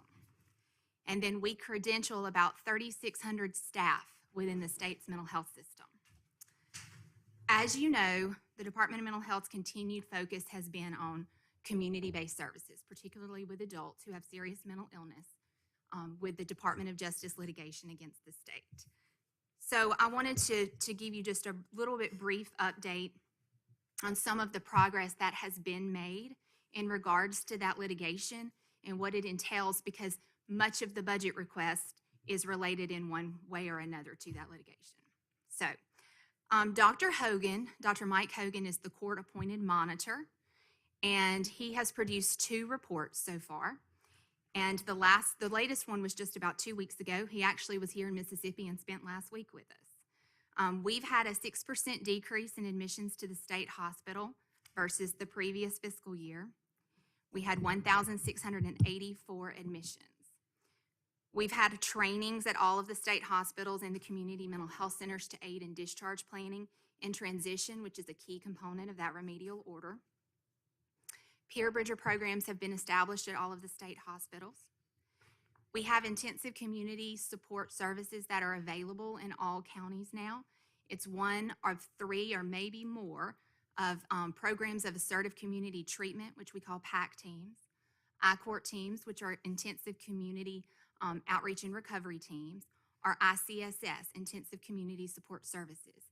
These are services that are funded by the state, by the legislature through our appropriations, with the intent of trying to prevent somebody from having to need a higher level of care like a state hospital. You can see the success with those. There were 760 people served by PAC teams, and 4% had to be readmitted to a state hospital. There were 610 people served by I-Court teams, and 6% had to be readmitted to a state hospital. And right over 1,000 people were served by Intensive Community Support Services, or ICSS. So they are very successful in the state and have been acknowledged by the monitor for being so. Supported employment is now available in all of the community mental health centers, and there were 219 people who were employed last year. We have about 30,000 calls and contacts to the mobile crisis response teams. Those are also funded through the state and operating in all of the community mental health center regions, and right at about 11,600 face-to-face responses by those mobile crisis teams. And in crisis stabilization units, there was about 3,100 people that were served in the past fiscal year, and 90% of those were diverted from needing a higher level of care, which is exactly what we want to see. One of the items that has been addressed by the monitor is the number of people on the wait list, which again, this ties back into the actual budget request amount. We, on any given week, as he acknowledged in his report, have about 20 to 25 people waiting in jail. This week, we have 17 statewide. We have 71 people on the waiting list today for the state hospitals for acute psychiatric admissions. 17 are in jail. 41 are in what we refer to as the same level of care, are a private provider who has acute psychiatric beds. So they are receiving some form of treatment right now as we speak. Staffing is tied directly to some of our decreased capacity. So that kind of goes into what I'll break down with the budget request. As you can see on the first page or the front of the handout, we are asking for $247,689,282 in general funds, for a total budget of $704,109,942. $432,568,385 is other special funds or spending authority. And we have an increase in that because we have also seen an increase in the federal grant funding with ARPA.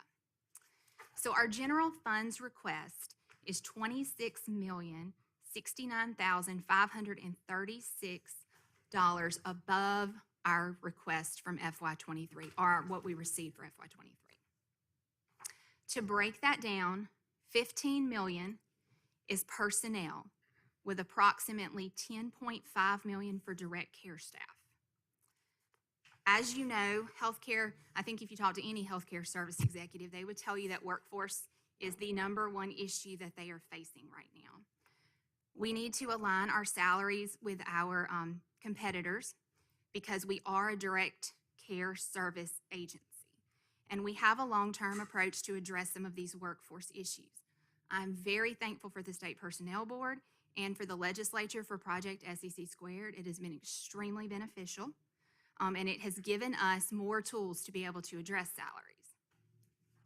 But we do have an immediate need for additional direct care or support.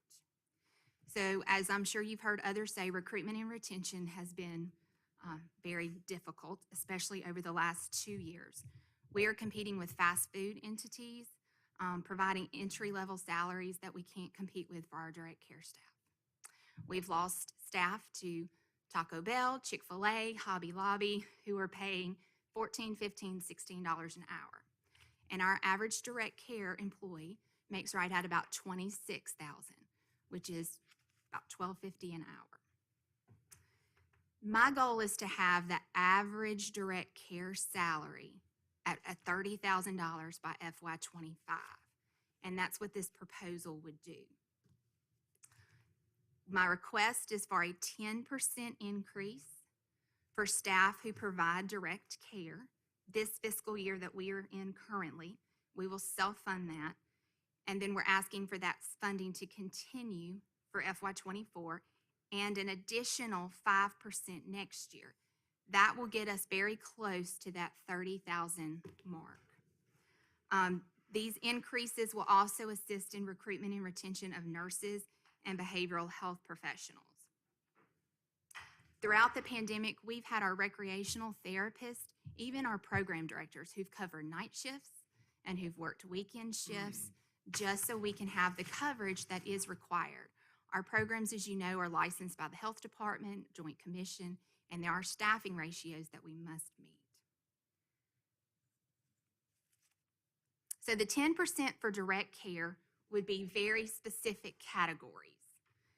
That is the support care professionals and the support care series, which used to be referred to as direct care. And with SEC Squared, that's now changed to support care professionals. And then registered nurses, licensed practical nurses, and behavioral health specialists. That's right at about 2,700 employees. That part of the request is $5.1 million. As I mentioned, support care professionals, those salaries range with the minimums with SPB from about $18,000 to right at about $24,000. Our RNs, we have 195 RNs, and the average salary for our RNs are right at $53,800. Our LPNs, which would be included in this group, we have 194, and that average is right at $32,000, which is at about $15.50 an hour. I speak to commissioners every other Friday in other states who are struggling with the same staffing challenges. It's not unique to Mississippi, and they're all trying to come up with different strategies as well.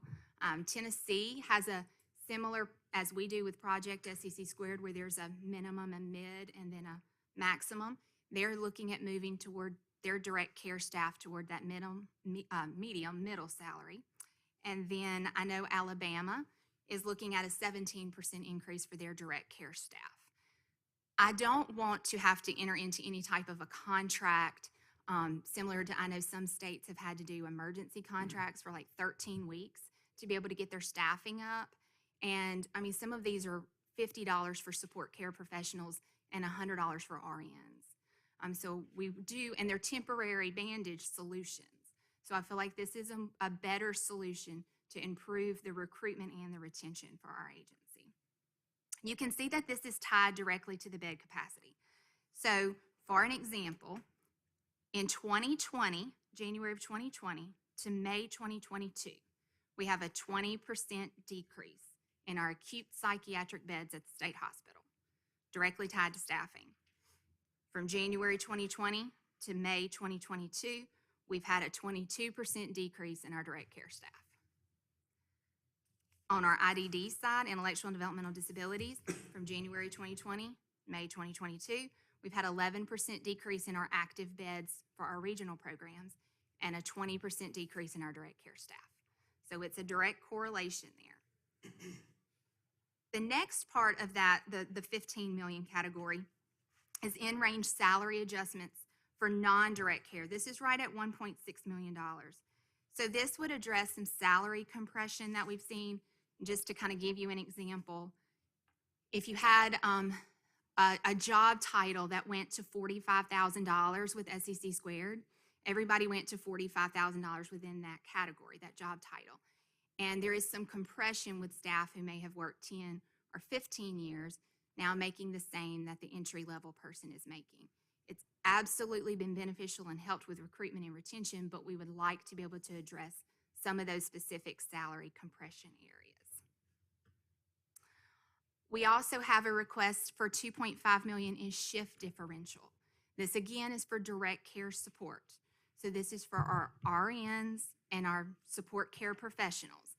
This provides an increase if you are willing to work a B or a C shift, because that's a more difficult staffing problem for us. As you know, these are hospitals and IDD regional programs, and they never close. They're 24 hours a day, 7 days a week, providing very intense level of services to vulnerable populations. So this is to try to get employees to work B and C shifts. The other items requested for FY24 is 5%, again, for direct care, which would be a $2.8 million increase. Again, that would be that 2,700 employees that are support care professionals, RNs, LPNs, or behavioral health specialists. Longevity increases, a 1% increase for people who have less than 15 years of service and 2% for employees who have 15 or more. Workforce needs specific to agencies. This may be security at the programs, and it's difficult to recruit law enforcement officers in certain areas of the state. So it might be one area of the state that's struggling more with security would be able to do some type of recruitment for that. And then we also, in the request, have the IDD home and community-based waiver. That's the second bullet that you see in the chart, the 5.1 million. Oh, I'm sorry, I messed that up. That's the third bullet. I got my notes out of order. So the IDDD home and community-based waiver is basically $4.5 million in general funds. This is to enroll 350 more people in the waiver program. This is a Medicaid waiver. We had 2,747 people receiving services this past year, and there's 2,620 on the planning list. So this would enroll 350 people off of the planning list and onto the waiver. We did a survey this past year to get a better idea or look at the planning list. Knowing some of that information, we do know that about 1/3 of the people on the planning list are receiving services. It may be through the 1915I, which is another Medicaid program, a community support program. And then we know that there's several hundred that if we offered the waiver to them today would not need it. It's a planning list for a reason. This is something that their family may need, in the next several years. But if we don't address enrolling additional people, we're going to soon have the planning list number higher than the number of people that we are serving. So this would enroll another 350 people. The average cost per person in FY22 receiving services on the waiver is $51,849. In Dr. Hogan's, both of his reports and in personal conversations, he has expressed that Mississippi has one of the most robust crisis systems. The legislature has funded crisis stabilization beds, mobile crisis response teams, crisis intervention teams. We have a very strong system. We have the pieces in place. I kind of look at it as a stool, and we have all three legs. We have someone to call, someone to respond, and somewhere to go. We just need to make sure those legs are good and tightened. So there is still work that we need to do within the crisis system. And one of the things that's part of this budget request is $5.1 million for crisis stabilization units. These are units that are, we currently have 14 in the state, 184 beds. They're operated by the community mental health centers, served right at 3,100 people last year, and they have a 90% diversion rate from the state hospitals. They are a key component in the remedial order for the Department of Justice. This request is to add 4 more beds in Adams County, which is Region 11, and that is in the remedial order. To add 4 more beds in DeSoto County, which is Region 4, which is our number 2 highest number of admissions to state hospitals and commitments in the state. To do 16 beds in Winston County with Region 7. This project may not occur. They're working with the county on securing a location, so it's still up in the air. A diversion center in Forest Lamar counties, which would be part of Region 12. And additional funding to sustain beds in Hinds County for Region 9, which operates a children and youth crisis stabilization unit, which the state only has 2. And then to add a crisis and stabilization unit for children and youth in North Mississippi and in South Mississippi. And it would be 8 beds each. You have a crisis stabilization unit in Central Mississippi already, and that would give access to CSU beds for children and youth in the northern, central, and southern part of the state. We shifted funds from the state hospitals to add 44 more crisis stabilization beds back in 2019.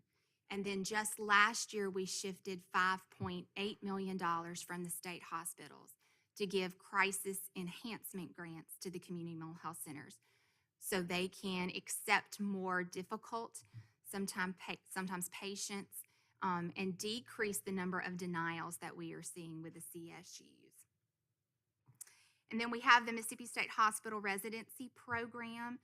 This program was established in July 2020. We all know there is a need for psychiatrists in the state.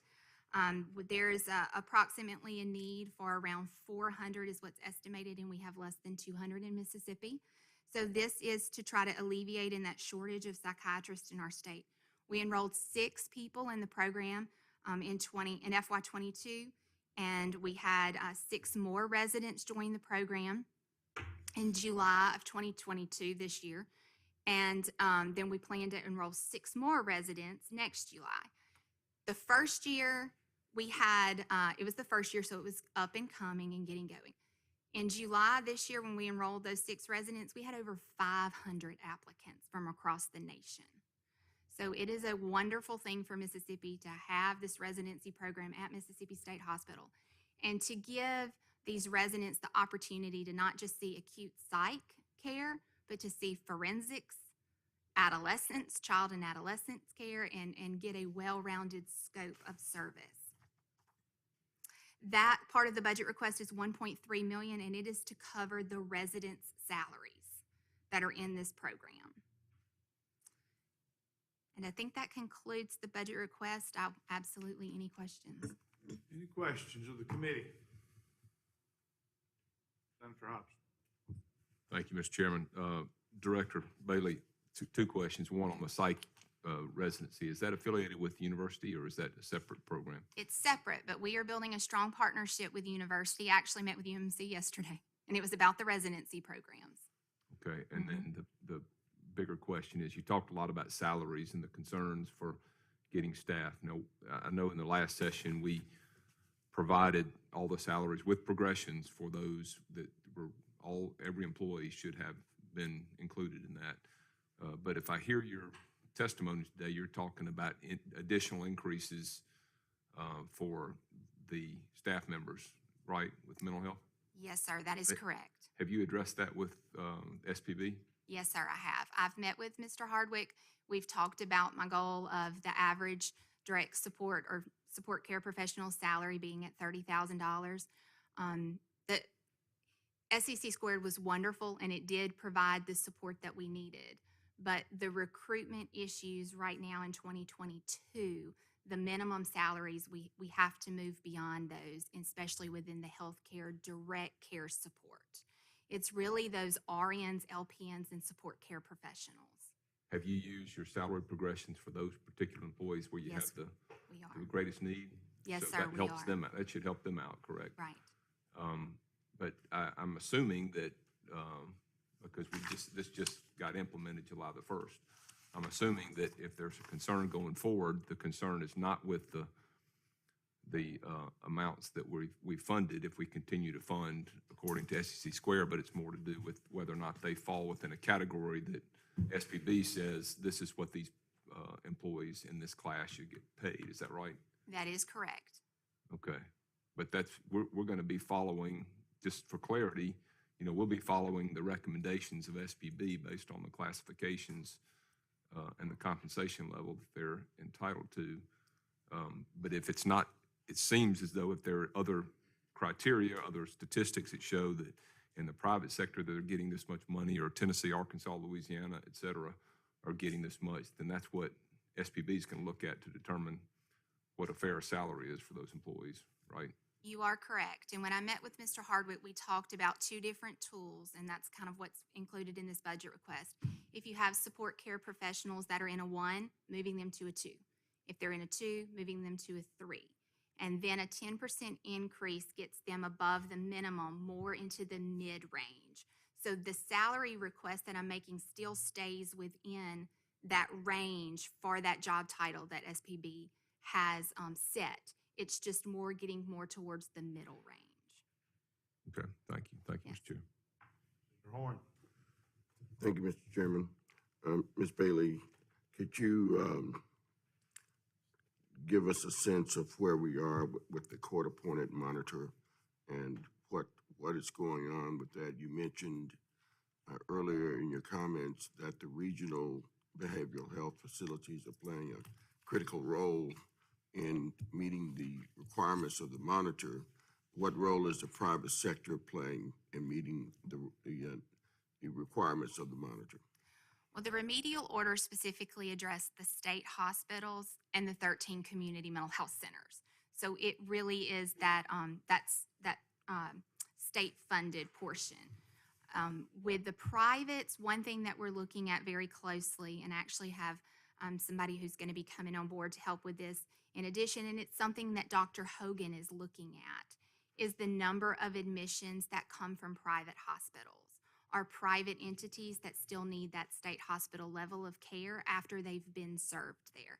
So that's one thing that the court-appointed monitor, Dr. Hogan, is going to be looking at, and we will be as well, and what role the privates have in that, of that additional need for service after they've received treatment. Okay, and has Dr. Hogan, mentioned to you or to anyone else that you're aware of any legislative requirements he wants to put on us? No, he has not mentioned that to me, not any legislative requirements. He's given a lot of recommendations and suggestions, and his last report has those as well. But he has acknowledged openly that the legislature has funded the request that we've brought before them for additional crisis stabilization beds for mobile crisis, PACT, ICORD, ICSS. I mean, he's acknowledged the legislative decisions that you have made. And if I remember correctly, the state decided to appeal the judge's order, did it not? And where are we in that situation? You are correct.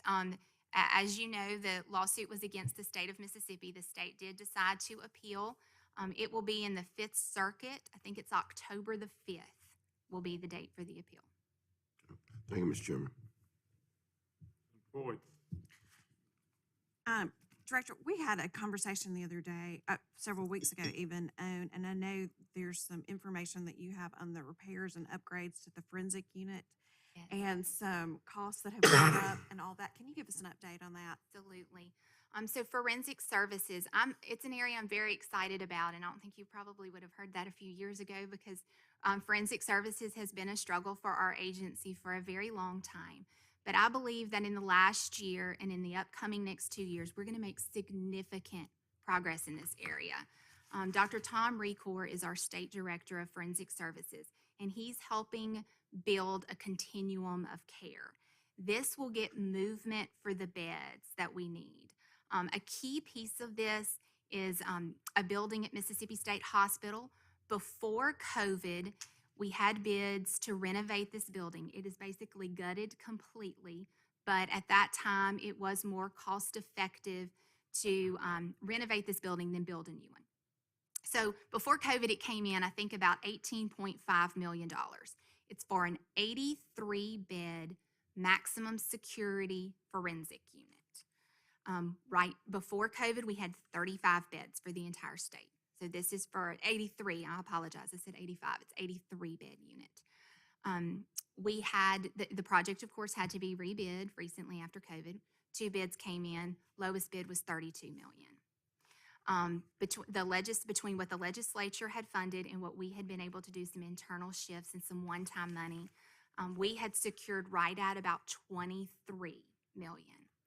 So my lovely Chief Financial Officer sitting here next to me, Mr. Breland, and we were able to find the money one time to be able to accept the bid, because our fear was if we did not accept the bid and waited for the legislative session and asked for additional funding and we rebid it again, that it was going to come back even more. So we were able to accept the bid. It is a 500 to a 600-day project, but they should be beginning in the next few weeks. In addition to that, we have been able to shift to change some layout of some services that are provided at Mississippi State Hospital to open up some additional beds for competency restoration, pretrial competency restoration, and other forensic needs. I appreciate the calls from our law enforcement kind of requesting this, and appreciate y'all quickly moving and this as much as you can. Also, too, can you give us some updates on the 988 process and how that's working? Absolutely. So 988, there is a National Suicide Prevention Lifeline. And in Mississippi, we have 2 call centers. One is located in Columbus and one's located in Jackson. It's 24 hours a day, 7 days a week. In October of 2020, Congress passed legislation to change that number to a 3-digit number, 988. And it's being referred to as 911 for behavioral health crisis. So this went live on July the 16th, and we received a significant amount of ARPA funds from you to be able to do implementation of this the first year and continuation for the next several years. So we have already seen an increase in the number of calls coming through 988. It's an easier to remember number, and there's a lot of people who are in a crisis situation and need someone to talk to. If you look back at FY20, there was probably about 6,500 calls to the Lifeline in Mississippi. And this past year, there was almost 13,000. So that's the increase. We have, and this is one thing, a lot of times you'll hear Mississippi's at the bottom of some type of poll.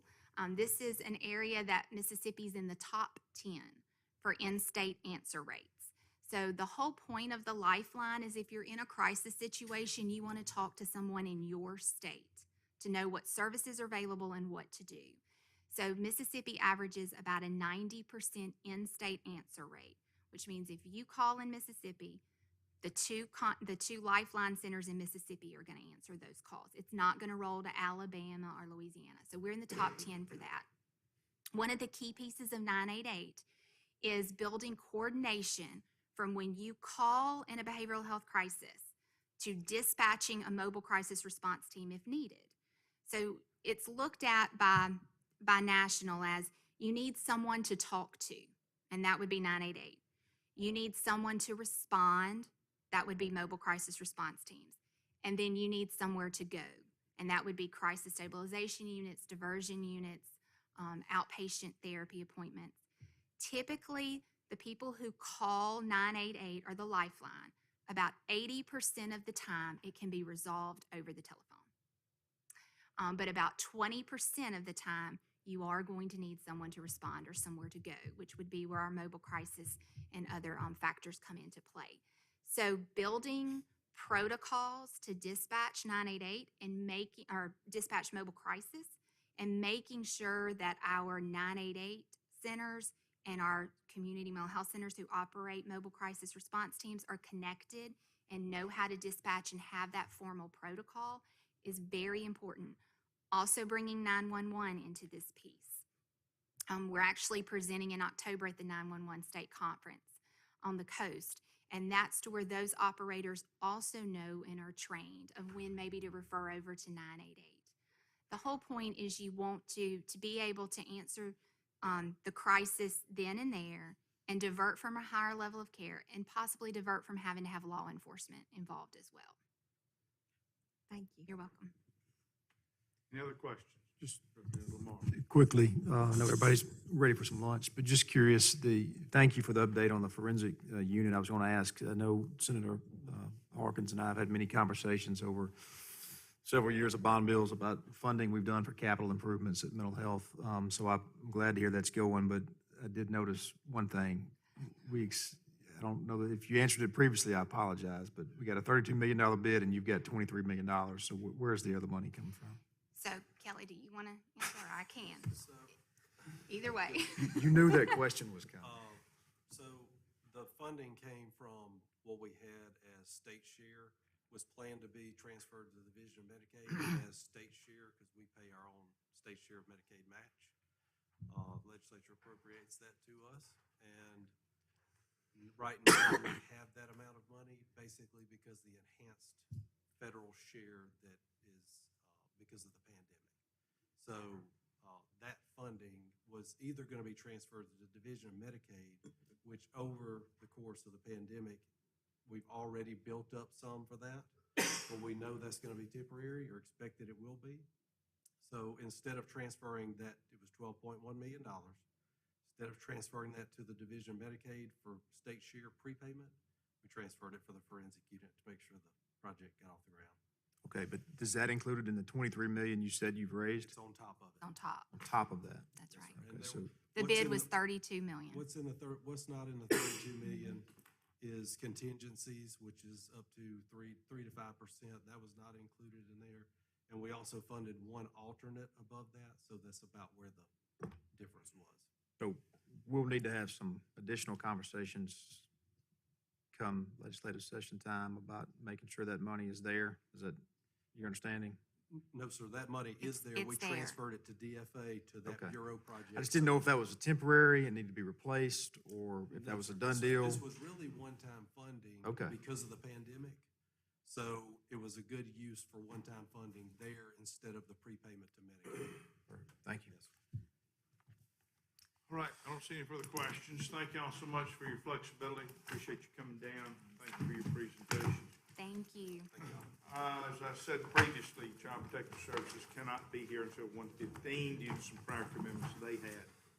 So we will recess for lunch and return at 1:15. Thank you. Yes, sir.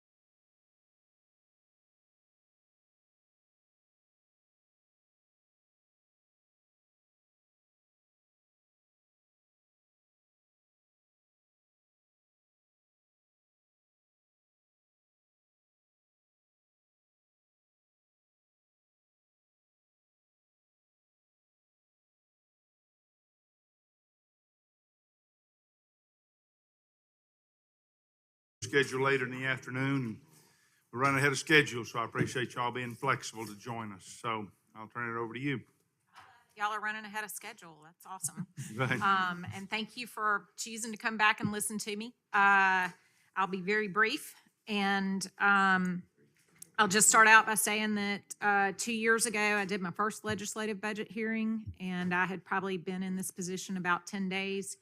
So I said to you then that I would not ask for anything until I knew what I needed, and that I would gather data. And so I am asking for something today, and I'm prepared to explain to you why I need it. We are asking for a $15 million general fund increase. And the three reasons we're asking for that increase are to increase our adoption subsidies, which have not been increased in over 20 years. We frankly don't know how long ago they were increased, but nobody can remember. They're less than half, in fact, close to a third of what we pay for children to stay in foster care. So that sounds like a cost saver, but the problem with that is it incentivizes judges and children to stay in foster care artificially beyond the time that they could move on to a permanent home setting.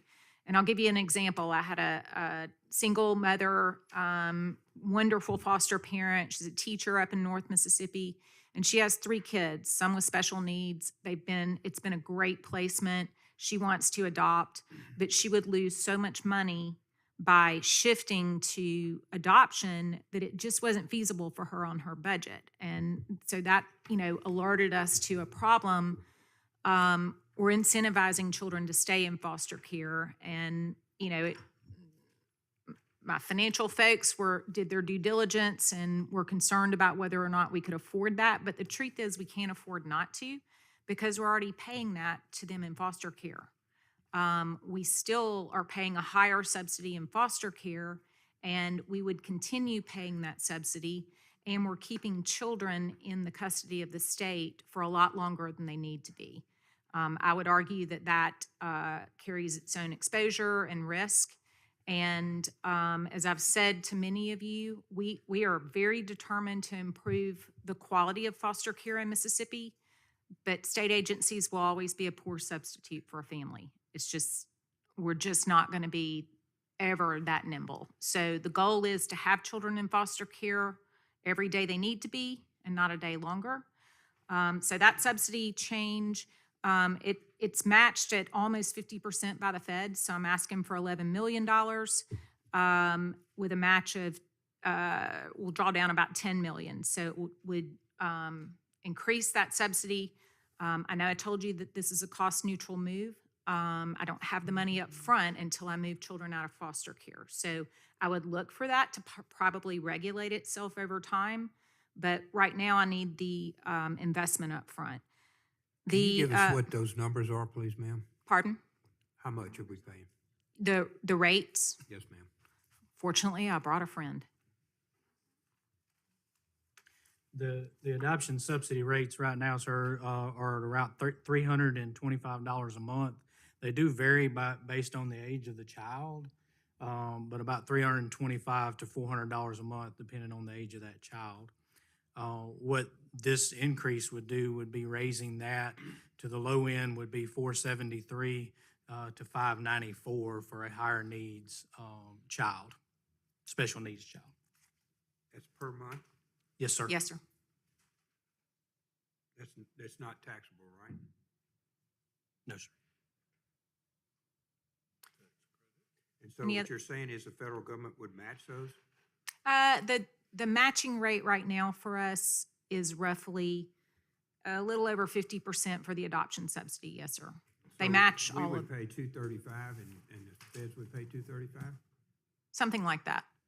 Our match rate varies with the number of children who are eligible in our custody, which is weird.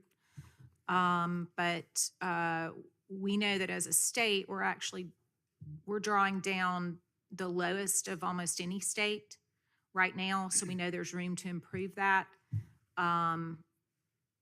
It's a complicated formula, but we've already drafted a new cost allocation plan that we can file once we're separated fully from DHS. And it will actually allow us, we'll build that plan will have formulas built in that are specific to child welfare, which will allow us to draw down roughly up to, we estimate, about double what we're drawing down right now. We're at about 30%. We've managed to raise that to somewhere around 33 to 34%. Every percentage increase in number of children eligible, every percentage point in our penetration rate equals about $850,000 in federal money. So you can see why it's really important to, to even right now, even though we don't have the structure in our cost allocation plan set up, just to eke out each percentage point. So we anticipate that there's a lot of room to grow there. And so that also gives us some confidence in our ARPA budget that you generously gave us. We're looking to make these expenditures offset future expenditures and or to be supplanted by federal funding that we know we have some low-hanging fruit there. So the 473, half of it would be paid by the government? Yes, sir. And if we get that penetration rate up in the next 2 years, more would be paid by it. No, not the whole 473. Some of it has to be state cash. Well, the 473, if 30% is paid, then the government pays like $220 and we pay the rest? You'd like to think it's that simple, and I would too. It is not. Basically, so there's a 50-50 match, and then they apply the penetration rate, and so that cuts into it's really 30% of 50%, and it varies with every single kind of funding that you draw down. So there's a different match for adoption rates. There's a different match for foster rates, and I think that probably the person that wrote the tax code got hold of this next, but it's bizarre. The tax code's real complicated. Look, I'm gonna go back then. When you say you're gonna get $11 million if you ask for an adoption subsidy, and I know Senator Boyd's having hearings on this next week on the adoptions, so we're real interested in that. But what you're saying is if you put $11 million from the legislature, that you will get $11 million from the federal government. Roughly right now, 10.1, 10,186,965. So if the legislature authorizes another 11 million, you're going to get a 10 million something Yes, sir. additional funds. So the total would be 21 million. Yes, sir. Okay. Thank you. The other thing I can tell you about our budget is basically our expenditures are roughly one of two categories. Staff to go out and take care of children, see children, go into homes and investigate what's happening, and cost of living. We pay for the cost of living for children once they're in our custody, and we have to. These are our kids. So when inflation goes up, when cost of commodities goes up, it impacts us. And that's one thing I don't know that I appreciated the first year I was there, but I think it's really important for everybody to realize that our budget to some extent is going to fluctuate with cost of living. So we've asked for an inflation to the foster board payments at 2.5 million. And we've asked for, I've talked to you before about staffing for the Olivia White case. We have never, as a state, accomplished having the number of workers where the number of children are consistently. And that was the genesis of that lawsuit 19 years ago. It is still an issue today. We haven't really in the past budgeted for that. So we're asking for 1.5 million. We are in the midst of a restructure that will allow the agency to allocate more strategically where caseworkers are in relationship to the children. Right now, we're really bound artificially by county lines. And so in a county that, only has 25 kids in custody, I got more than one caseload, but not quite two. We're changing the structure, which is complicated. We've got an old system that we're replacing for tracking children. So it's not going to happen fast, but over the course of the next year, we will have shifted our structure so that workers can cross county lines a little bit better in those more rural areas and where they answer to a leadership level that's there with them and responsive to all of their needs. So I'm happy to answer questions about that, but right now what we have is it's sort of hard to get the number of workers in the place where the children are because the children move a good bit. Numbers in custody fluctuate based on a number of circumstances. It's not something, there are places that it's more predictable, but sometimes we just have, unfortunate things happen and suddenly the caseload shoots up by a dozen kids. So that impacts, being more flexible geographically is the goal. Any questions about that? Questions, anyone? Senator Horn. Thank you, Mr. Chairman. Commissioner Sanders, thank you for all of your hard work to try to get CPS back where we all want it to be. Can you tell us if your CPS is getting any of the carryover funds or other TANF dollars from the Department of Human Services? We are receiving, right now, we're under an old sort of mutual agreement that we worked out, and we receive $30 million over the course of a year. We have a verbal agreement right now that is being, actually, is it signed? It's almost signed. It's in the signing process for $29 million. And we figured out a way to use that funding strictly for salaries that fall within the TANF tenants. That way it'll be a really simple desk audit. They've got access to Magic. We've got access to Magic. We're trying to keep the TANF funds kept to a particular purpose so that monitoring and tracking is,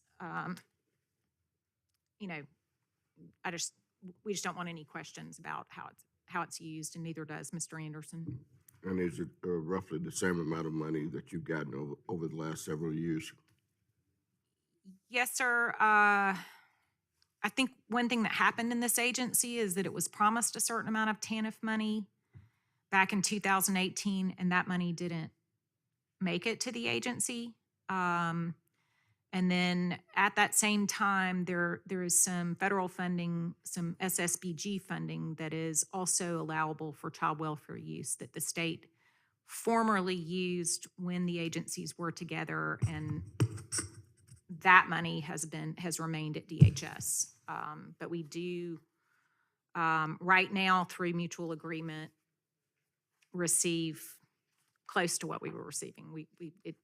It's $1 million less than it was the past year. Thank you for that. As far as, I think we had some discussion last year about this.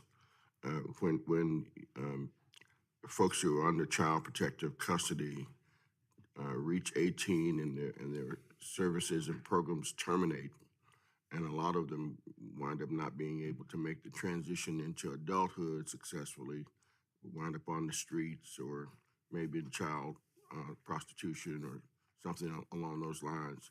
What is being done right now to close that gap? So one of the things that you all gave us money for in the ARPA funding was to build out services for that population. We've recently brought in a contractor that has a program called LifeSet, which is actual case managers to give kids, to help them navigate through all of the complicated stuff of adulting. We just signed that contract. In the past, we'd been using videos, which my 18-year-old isn't going to watch a video about how to be an adult. We have engaged some partners in specific projects, one in North Mississippi, and we've just begun the same thing in Hinds County, where we've drawn down some housing vouchers that are specifically for youth in that age range, 18 to 21. So we're moving to a place where we have a lot more to offer those kids, but it'll be a long time before I'm satisfied. That is a population we've I don't think many states do enough for them, but they're at a pivotal point. They've been through a terrible, terrible something to get where they are. And they either go out and make great citizens despite all the odds. A lot of them come back and work in child welfare, or they go on to homelessness, prison. I mean, the odds are stacked against them right now. And so it's important to me, maybe because I'm a mama of two teens, but I just think we can do better by them. And we're working on it, but we have a lot of, in my office, I call it getting the basics right before we get fancy. We got to get these fundamental things with caseloads and the CWIS project and get the lawsuit off our back. But while we're doing that, we are working to enhance our programs for transitional youth. We're doubling the number of what we call navigators out there that start working with them when they're 14. And we had so few of those in the past. We're really struggling just to get birth certificates to them before they leave our custody. We need to be getting these kids' driver's license. We've already set up an agreement with the Department of Health so that we can, we're both state agencies. We don't have to go stand in line to get a birth certificate. So we've worked, just some simple kind of logistical things like that out. But we got a lot more to do. Does the state offer any sort of educational programs at community or four-year institutions? You guys actually passed a scholarship program last year, which was, I think it was really heartening in a lot of ways for those kids because it might be one of the first times they've ever heard that the state cares about them.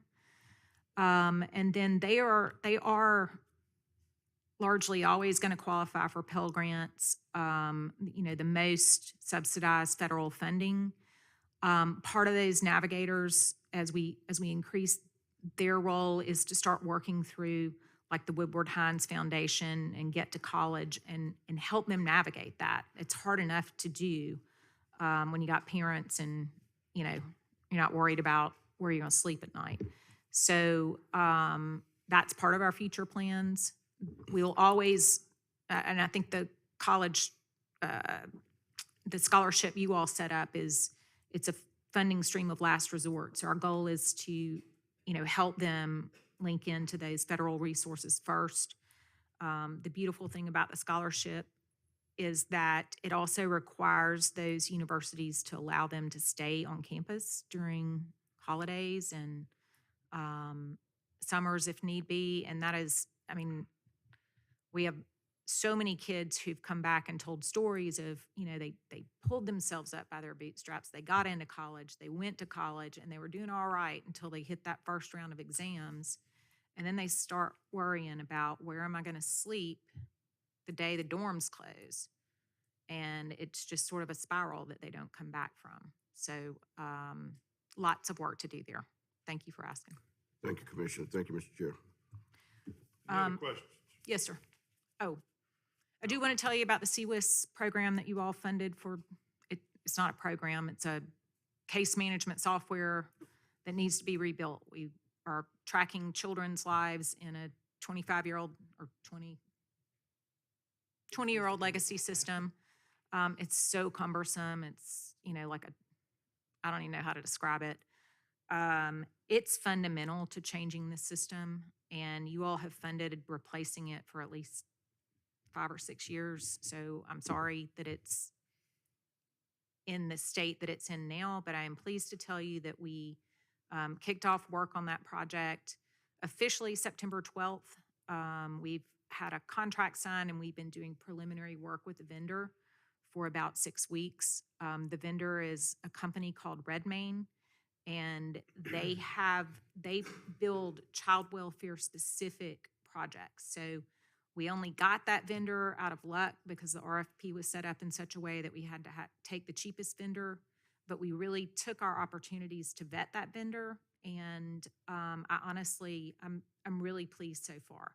They, I'd say at least half of the staff working with the state on this project are former child welfare administrators, and the product that they already have developed that is in use in multiple other states is it's very specific to child welfare practice. So I'm pretty optimistic that rather than asking them to conform their product to the Mississippi way, which I don't think is all that hot, we can conform practice in a lot of ways to this normed, data-supported product. So I might be naive about how fast that can get us to the finish line, but right now we have a target date of, I believe it's March 2024 for completion of that project. So it's on a pretty aggressive timeline right now, 18 months. Lieutenant Governor has a question. Yes, sir. Thank you, Speaker. How many children are in our care?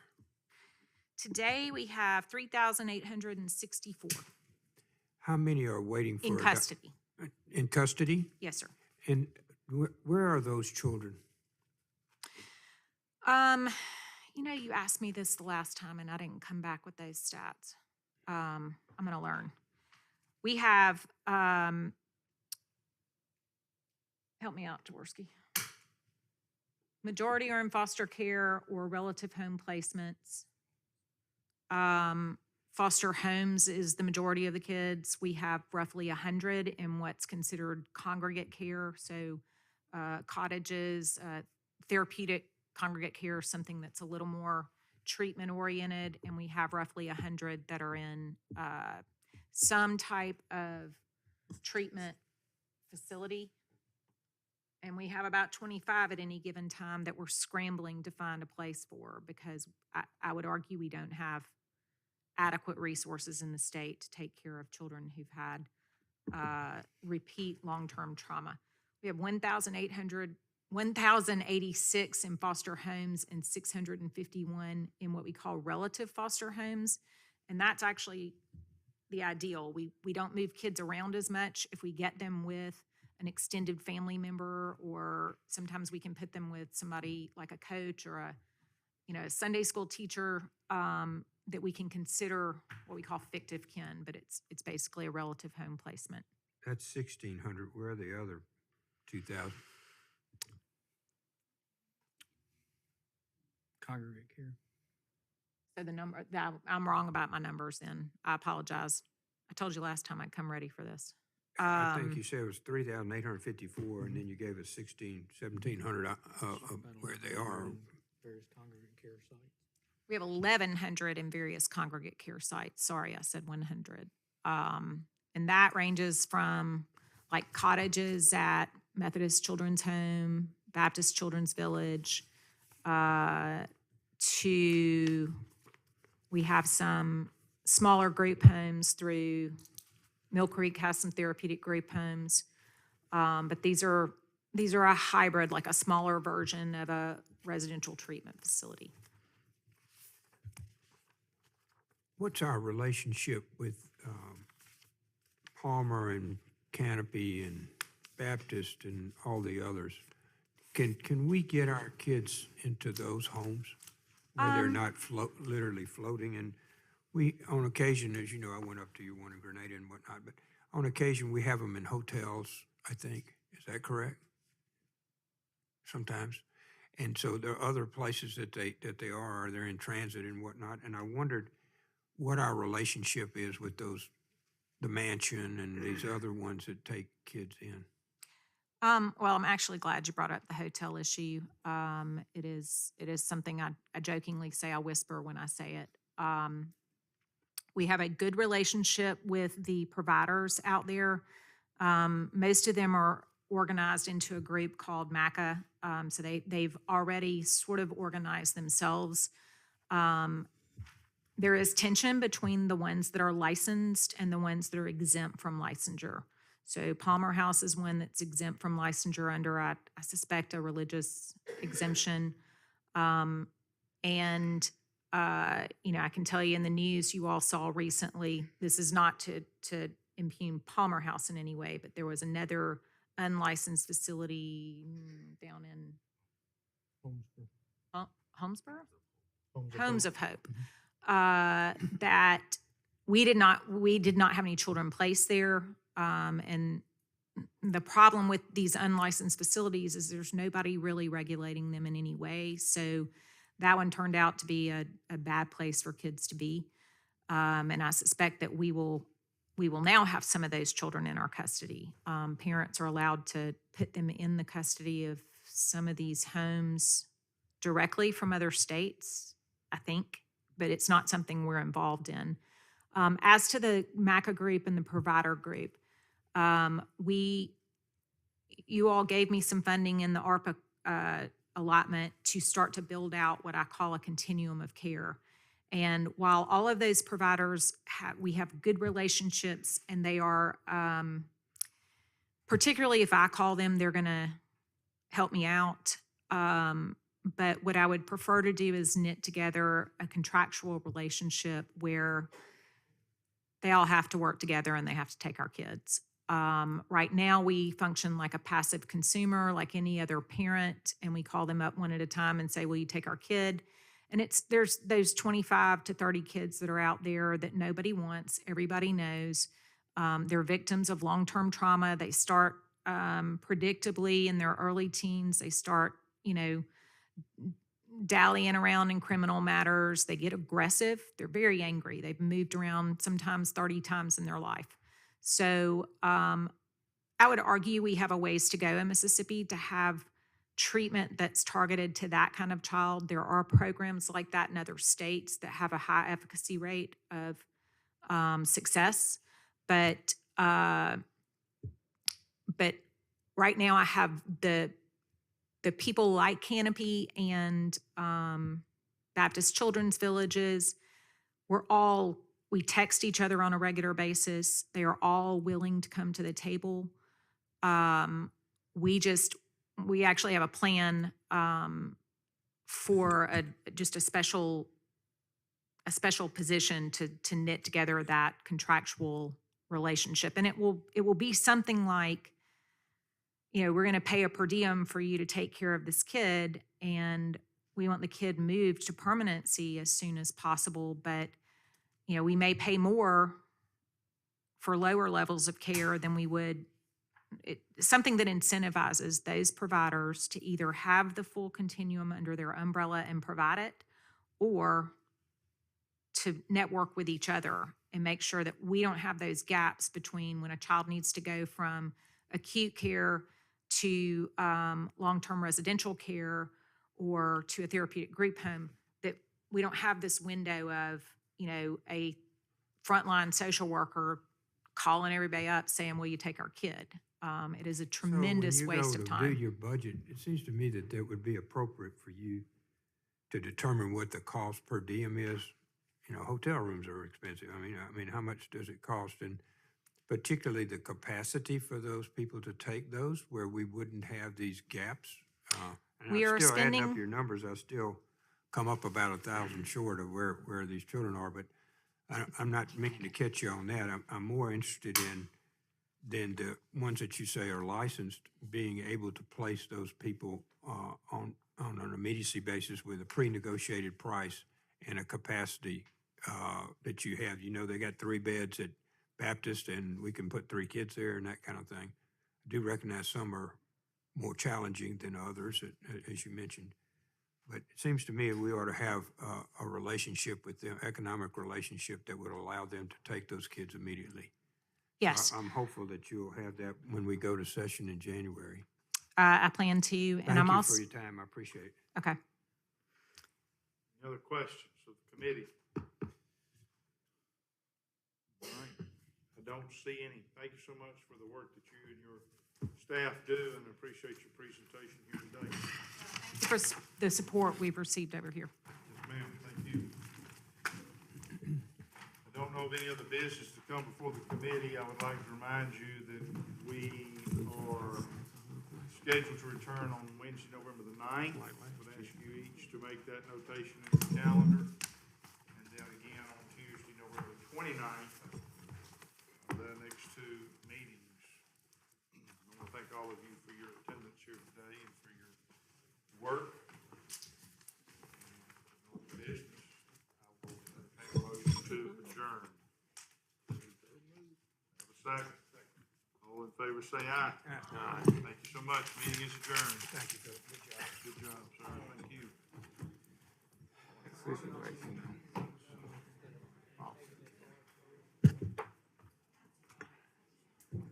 Always a pleasure to be with you, gentlemen.